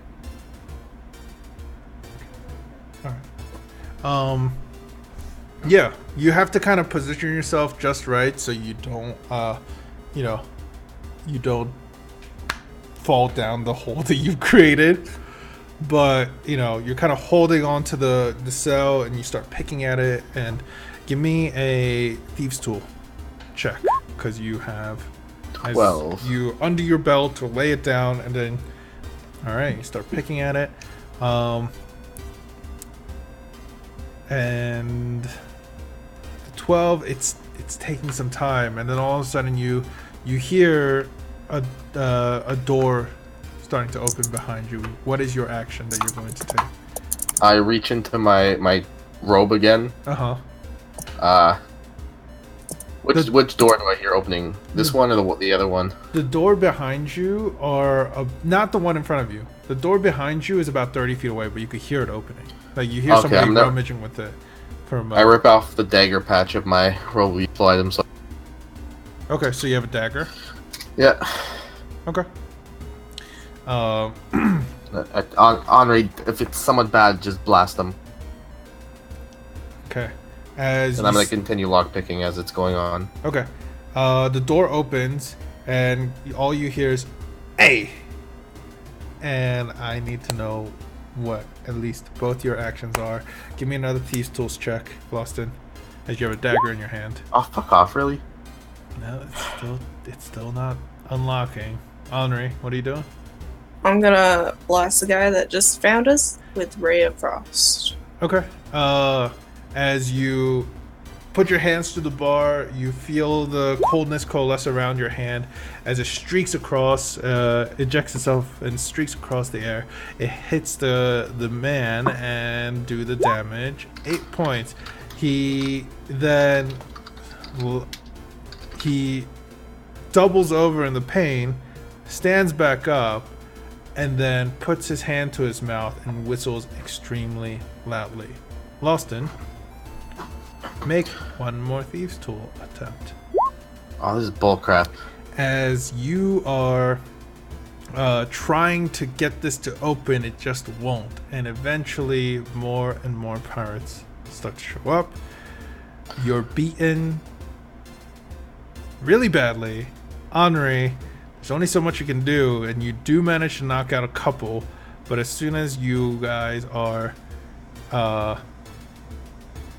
basically... I mean, I can cast darkness on myself and continue to lockpick while they run towards me and fall through the hole. Well, the first one would have noticed, but yeah, you could try that. You could do that, actually. I was gonna say, I don't think they have anything they could do, but go ahead, do your darkness. Right. You do your Cool. darkness, and as you cast darkness, everything goes around you completely black, except you can see through this magical darkness that's within 5 feet of you. So, little 5 feet area. As you make another Thieves' Tools check. The first guy, I'm gonna roll for his perception. He rolls shit. He didn't even notice it as he runs through it. Goes, "Ah!" as one of them falls through. All right. 18. 18. You feel a click. The whole thing kind of pulls open as Henri was leaning against it a bit. But you catch her and it's open. Yep. Henri's right there. And the rest of the refugees are kind of behind, but I don't know. You could tell them to follow or whatnot, but that darkness would have hedged out almost the whole space that's available here. Other than that small hallway into the doorway. Okay. I kind of wanted to have the refugees line up where they saw us last, and I was going to drop the darkness. We were all just going to brush out the door. You could hear without a lot of falling. You could hear like quite a bit of people behind you. You're not sure what the intent of the pirates are for you guys or the refugees, but you also know it's dangerous going up. Just letting you know. Okay. What should we do, Henri? What is your?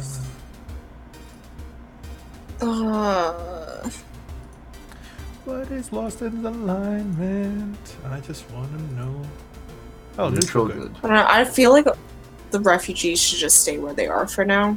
Yeah? It's way safer, and they'll be out of our way, and they won't be, like, dying if we run into more pirates.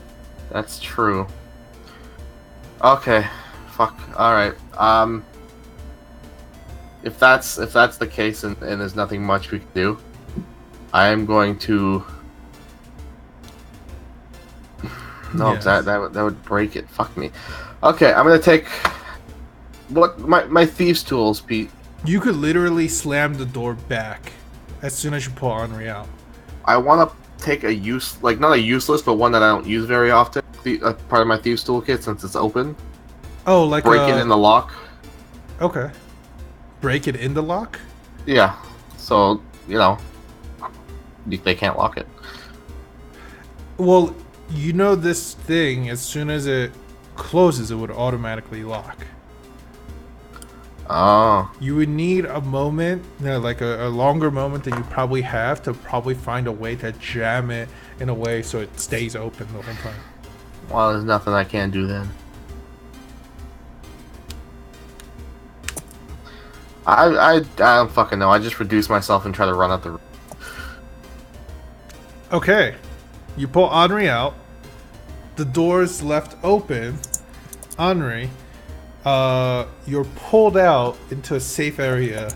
You've seen the hole. You could kind of picture where it is in the complete darkness, but you're not sure exactly where. And all of a sudden, Loston lets go of your hand.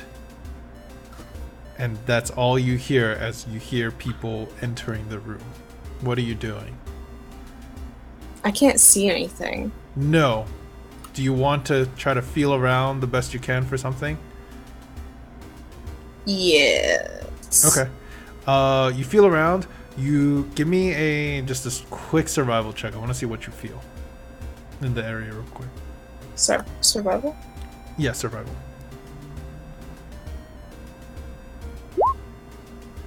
Okay. You feel like you kind of make it over away from the hole as best you can, but as soon as you make your way over there, your feet hit something hard, and you realize you kind of double over a bit into it, and you realize it's a box. It seems to have a latch of some sort. You feel around a little more. You could see a barrel. You could feel a barrel. You could feel that this is probably, some of the boxes and stuff like that Lawson was mentioning, and that you could see. You've made it over to that area. What are you gonna do? Lawson, you're tiny. Just give me a stealth check. Alright. Regular stealth? Yeah, because you can see within 5 feet of you too, so you can eventually make your way to a stealthy place with advantage because you're tiny and it's in the darkness. Okay. 19. So, Henry, what are you doing? After feeling I'm just gonna boxes, whisper really loudly. Weston, where are you? how long? Find a way out. How long does the? What kind of talking mouse is that? I'm like 2 feet tall, not even. No, I'm less than 2 feet tall, actually. Yeah, you're really small. You're like maybe a foot at most. So Henri, I need you to tell me what you're doing. You can hear the footsteps inside here. Some of them are kind of like yelling, "There's a hole! There's a fucking hole! Don't step!" And I'm gonna shove some people and see if they fall in the hole. With gust. Oh, okay. You don't even attempt to like look in that as soon as you hear someone whispering there's a hole, like telling everyone there's a hole, you cast gust in the direction, and all of a sudden you hear as somebody else falls down the hole. And I love this hole. Tell me what you're doing, because the darkness is about to run out very soon. I'm going to hide. I'm going to try to hide behind these boxes and barrels. Let's see. Okay. If I can. Okay. You find. Give me a stealth check. Stealth check. Oh, okay. As you think you found a small enough crevice to kind of hide yourself, you feel what feels like a small box, and you kind of pull it over yourself most of the way. And eventually you just kind of stay quiet and wait. And then all of a sudden, your vision going from completely black, you could see the box in front of you as the darkness fades, and we'll come back to you guys as soon as we figure out what the others are doing. I'm looking for like a box or something I know I would fit in when I regrow. Yeah, you would have. Yeah, you hid inside you went over to a box, kind of lifted yourself up onto it, and then checked to make sure it wasn't locked, and then once you saw it wasn't, you latched it open, found that it was just provisions and stuff like that, and there was enough space for you to kind of like lay down and close it shut, and you did so quietly too. All right, it should probably not be long to come back to you guys, but I just want to make sure the others are doing something, if they're doing anything. That guy had it coming though. Okay. He shouldn't have looked so big. Furnace, Ovina, you guys hear? Furnace, you started taking a long rest, right? Yeah. As you have as you start to sleep and kind of drift away, Ovina, you hear a loud whistle, and then a bunch of footsteps on about a bit far away, not too far, but a bit far away. I shake up Furnace. Shh, there's people coming. Get ready. But nobody comes. The guard in front of you kind of gets alerted, looks out the door on the other side that you see, kind of shouts out, "Everything good?" Eventually he just kind of turns around and goes, Well, whatever. And he starts to grumble away as he starts to, take out a deck of playing cards and starts kind of waiting his time out right now. Playing solitaire or something. A deck of what? Playing cards. Oh. Furnace, you're asleep. You're asleep.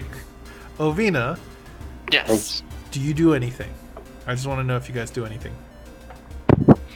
I can't, so no. Okay. So I'm just waiting. you're just waiting. You feel physically enough to be able to do anything right now, and you're just waiting. All right. Well, I'm going to bring you guys all together because Ovina and Furnace, I want you guys to at least hear what's going on, so you're not bored out of your minds. Okay. Mm-hmm. All right. We're not. So, Loston and Henri, you hear a lot of shouting as the darkness spell fades, and they're like, yeah, there is a fucking hole. As some of them kind of come over, look into the cell. The person that would have seen you and the other person you knocked not even out, down the hole, out of there. Fucking out, off the ship. 3 people. They look in the cell and they go, they don't look like they're there. What the fuck happened? And they're talking amongst themselves. Anyone escape? I mean, it was dark. They could have gotten away. And they're like muttering to themselves and talking about it. And they're like, oh, she's gonna be so pissed if they figure out if they've gotten away. And they start to trickle out. One of them gets put to watch the rest of them, but it's getting late. You're not sure if he's gonna fall asleep. Henri, you can see the person from where you're at between the cracks of the boxes. You can notice that he's just he's not on the stool anymore because that stool's gone along with the person because it's a 10-foot area. A couple of the boxes would have fallen through. Okay. Yeah. All right. Well. We're both still in the room, right? Yeah. You guys are both still in the room, and you guys know that there's an individual still here. Do you want to do anything specifically, or do you want to try to wait? I am going to attempt to wait as long as I possibly can. Hopefully, even get my spells back kind of long. Okay, just as long as you can.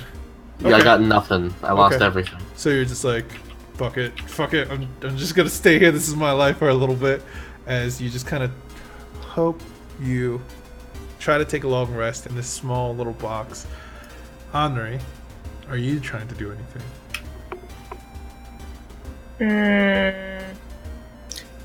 Where's this guy again?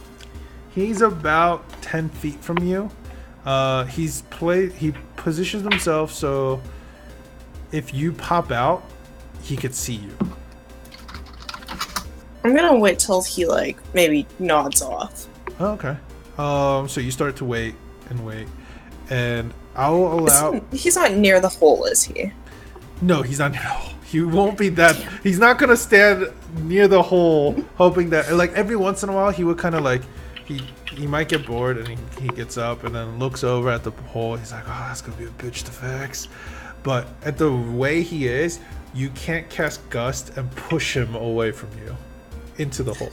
He's got better AI than the others. if you can pull him with Gust, you might be able to, but you couldn't push him away. Oh, I can pull him with something. But I don't want to press. There's a chance. Actually, you know what? Fuck it. I'm gonna use lightning lure. Okay. So, you. Oh my god, it's DC 15. Okay. All right. So, you kind of ready yourself. You ready to spell. You move the box off of you, off above you. You stand up, and he goes, "What the?" And then you cast lightning lure. You pull him towards. You try to pull pull him towards you. I rolled a 12 plus 2. That's 14. As he goes, what? And he gets pulled 5 feet towards you. And I think it's up to 10 feet. the hole's 10 feet wide. It doesn't fucking matter. As he goes, and falls down the hole. And Al, I need to put a new kill count thing on my kill count sheet that says hole. Just hole. As you have killed 4 How many people total using this hole at the bottom of the ship. And Good. it's so awesome. As Audrey, you stand, you kind of go, oh, that worked out. And Loston, you definitely heard something go, oh. I just started laughing. Oh fuck, that's hilarious. You guys, the door isn't opening. There's like nobody coming in at the moment. Tell me what you guys are gonna do. Lawson, come on out. We gotta discuss our plan. 1 sec, I gotta...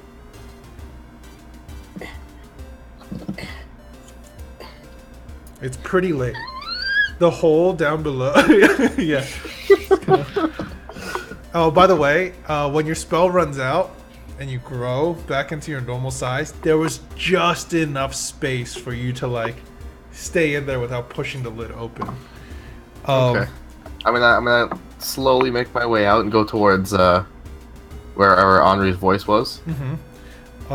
It's not dark, so you can see. There's a small lantern lit, but dimly lit in here. That's why you guys can see everything. Even though if that wasn't the case, you have dark vision, so it doesn't really matter. But that's the case. As there's nobody coming in, but the doors you're pretty sure are unlocked out to there, and the doors swing inwards though. How many days has it passed since Hardy's death? Since Hardy's death. Yeah. 1, 2, 3, 4. 4 days, not 7. 4 days. Okay. Oh, all right. 5. I think it's 5. Oh yeah, 5 days. 5 days has passed. Okay. Well, I have a dagger. Okay. What are your plans? I have magic. Well, that's much better. Some of the refugees go, what if somebody comes in? You guys stay put. Yeah, but what if Make it somebody seem comes like- in Ew. that way? You any of don't you- worry. Can any of you do any magic? I mean, one of them kind of, sticks their hand out. It's like, and it's a tiefling. It's like, I have some magical capabilities. Nothing really helpful though. What can you do? If I show you, it'd be too loud. But I could do simple, like, magic-y things. Okay. All right. If you see the door slowly opening, close it. That's the best I can get you to do for now until we think of something. I mean, there's a lot of boxes in here. Okay. Maybe we could barricade it. Okay. God damn it. Maybe we could barricade it, is what she said. Oh, okay. Yeah, that makes so much better. It's funny because you're a really smart character, and you're just like, yeah, so? What if there's a lot of boxes in here? What the fuck do you want? Good observation, Captain Obvious. Oh my god. Dylan. I Dylan, barricade the doors. you asked. You and Henri, as quietly as possible, try to barricade the doors by moving a lot of the boxes and barrels and stuff like that. And then, some of the refugees are like, is it better they're arguing, is it better for them to leave or better for them to try to stay? And, they ask you, like, how far is the ground from where you guys are up there? All you see is clouds below. And it's Well, you guys dark and nighttime. heard like the noise they made when they fell, right? As far. Yes. Probably from the cloud cover, a couple thousand feet. Well, the ship has to dock sometimes. Yes, exactly. I'm gonna start going through the boxes, see if there's anything useful. Okay. You find what looks like a box of, like, full of food and stuff like that, so there's enough to eat. It's mostly cured. Like you find a box of god damn it, like cured meats, some grains and stuff like that they can use to cook. You find what looks like a couple bottles of potions in here too. Okay, yeah, I'll give them most of the food. Give Henri some. Yeah, and the then potions. When you identify them, because I know you're gonna identify them, you notice that it's a potion. One is a potion of invisibility. Not invisibility. Oh yeah, no, it is invisibility. I thought I wrote invulnerability. Oops. Well, it's invisibility. Another one that you find is a potion of greater healing, and you find 2 potions of regular healing, and one last potion, and you find that is a potion of. Wait, that's not the right one. Potion of hole in wall. No, well, I wrote potion of vitality. I don't think I meant to, but I wrote it, so it's potion of vitality. Nice. Viagra. Yeah, there you go. Alright, I'm gonna give the potion of vitality and the 2 potions of healing to Henri. Okay. These are yours. As you look around, you don't really find additional weapons or anything like that. This is just a place for provisions. You also find some alcohol, rum, some foul-smelling, clear alcohol as well. I got a question. Yes, Ovina. How long have we been waiting in the cell? For you guys, maybe like 4 hours at this point. Okay. Well, by then I'll be taking a short rest. And if I've taken a short rest, I can get my bald shapes back. Okay. Furnace, by the way, you know that he's taking a long rest. And for his kind, it would, you also know he might need to get his. Well, actually, he gets his spells back with a short rest. So his healing would be considered a short rest healing, and he wouldn't get the hit dice back if you wake him up at this point. So, okay. What do you guys do? There's no knock at the door or anything for a while, but eventually, more of the hours pass.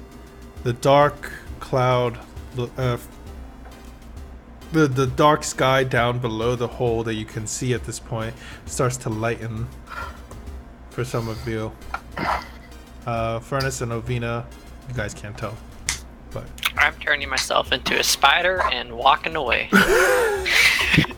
As most of the refugees are sleeping at this point, you turn yourself into a spider and you start crawling and skittering out. Furnace, you wake up at the middle of Ovina's transformation, so you see more eyes start to appear on her face, and then you see her start to shrink and down as she becomes more and more hairy, and she turns into what looks like a tiny little spider, very, very tiny spider. And you see like 4 hands, just let's go. And he just walks away. She walks through the bars out. Ovina, you see the massive figure of what looks like the guard. He's kind of sound asleep at this point. He actually isn't the best at keeping watch.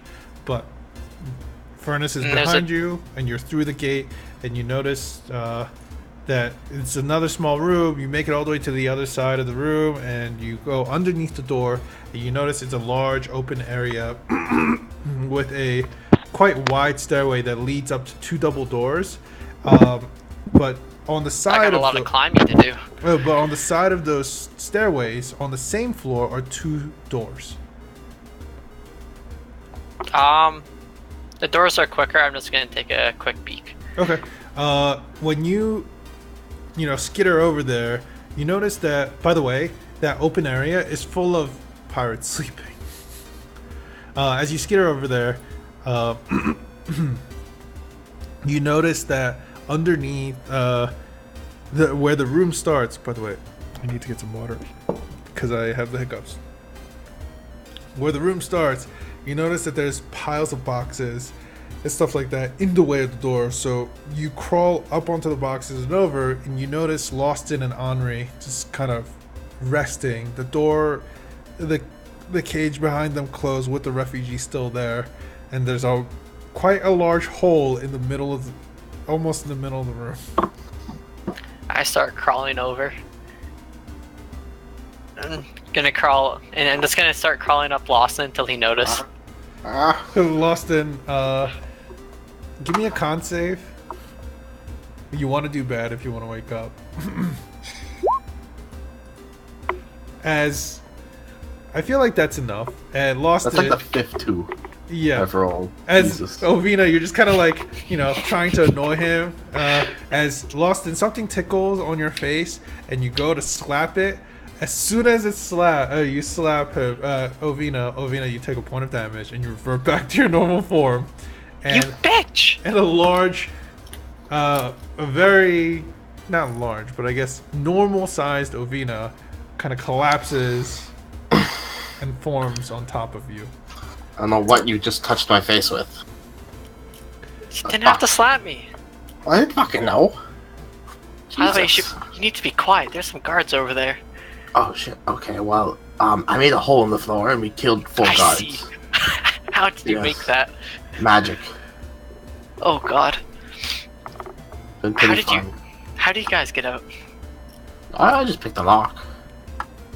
Do you have tools on you? Of course. Why did you not get out that way? No.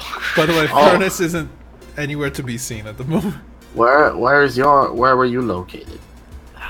Just through the doors and to the right. Okay.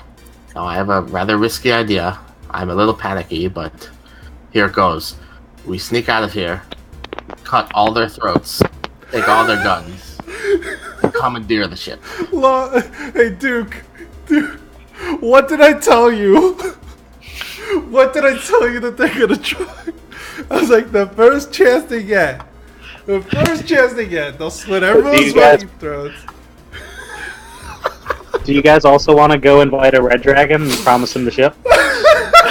Do you guys want to just destroy the entire ship without thinking of any consequences? Because we can end the game right now and start a new campaign. It's To solve the trouble. sorry, it's hilarious because it's just I called it, and I was like, I never get these things right, but me putting them in a situation like this is how they're gonna react. Literally said the words, they're going to try to slit everyone's throat. Take all their weapons. Yeah. I just want the airship. All right. Let me Is that take your a. like, D&D fantasy? No, that is my personality trait, ideal bond and flaw. that would be. Yeah, you would want a ship like this. But I'll be right back because I really need to get a drink. But you guys can, talk and roleplay right now. Oh god. So I feel we should slit all their throats, I second this. take all their weapons. I mean, they took refugees. And more We- importantly, us. They're very stupid. They fell down a hole like 4 times. I normally don't like killing people, but I mean, this is probably the worst situation I've ever seen people in. Think about it like this. We're killing them for the greater good. Exactly. We're saving. We're technically not killing them. They just fell down a hole. By the way, the water Okay, killed you them. guys said that same thing when you invited a red dragon to Aramore. Anyway, it's for the greater good. by the way, I want to say the sun is rising. Morning has come. You guys have had a long rest, so if you guys want to heal up, please roll your hit dice and get your health back as much as you can. I'm actually probably gonna head out because it's really late here. I gotta get up early, and I'm falling asleep. Okay. I kind of thought this Also, might be the to case get up eventually. Really. Okay. Or do you guys want to end it Yeah. then now? Yeah, sure, might as well. Okay. Great. Look- I could save the next Bring it up part, next. upcoming part soon. I'm kind of annoyed that I didn't get to show you guys the artwork I made for the Jolly Roger for this show. But I made a little artwork for it. It's okay. The other artwork was good. Actually, no, you guys would have been. Yeah, no, you guys wouldn't have seen it. If anyone wants to screen cap that shit. I think Yeah. Tristan. What? Also, it's been more than 4 days since Hardy died. It's been 3 days No, in that it's part of town, 2 days traveling, 1 day in the city, at least, because then I turned into a werewolf, that's which 6 I think days. we spent most of the night there. And now it's the 7th. Or at least we day. got on like that. Yeah. Cool, I draw a card. Oh my god, what did you guys draw over here? That's what I was laughing about. What the fuck? And you're like, what are you laughing? I'm like, I can't. You know what? I'm gonna show this to everyone, and if there's some really, really bad stuff, I had. Don't worry, we censored it. Oh, yeah, it was worse. What Yeah. the fuck? Oh yeah, it was. Why do you think it's so weird? Why'd you guys draw the map? Before you guys- delete it, Pete, I want you to describe what you see. Well, first of Yeah. all, I see a couple French references, like a baguette, a French man with a curly handlebar mustache and a mohawk for some reason, a smiley face Popeye that's kissy face Popeye or something like that, in front of a French flag. By the way, that French man that I explained the first time has a dolphin bottom. I also see a triangle with an S on it and that has legs and a face. I see part of the world. I'll go the clown. What the hell? There's a butt. There's a dude bent over and a butt making a weird like face. What the fuck is going on? Nothing personal. Kid, smoke weed every day. This is a Peter free zone. No straights allowed. What?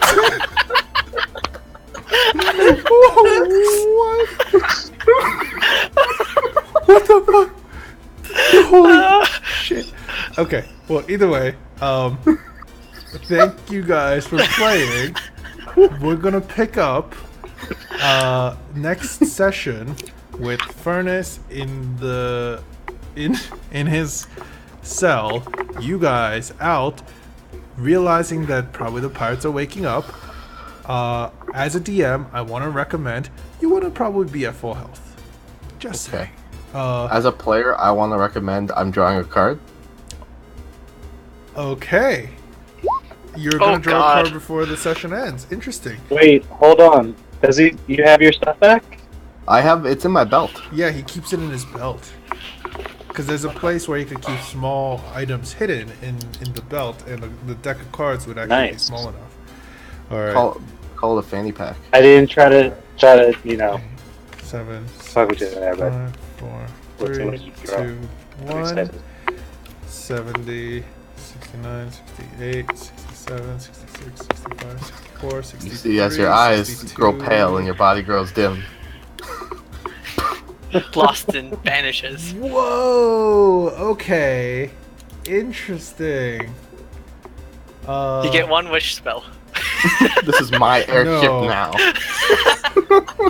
No. Repair that hole.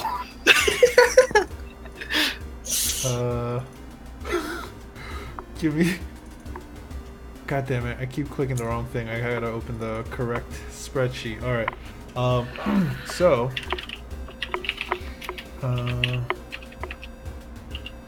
Where is it?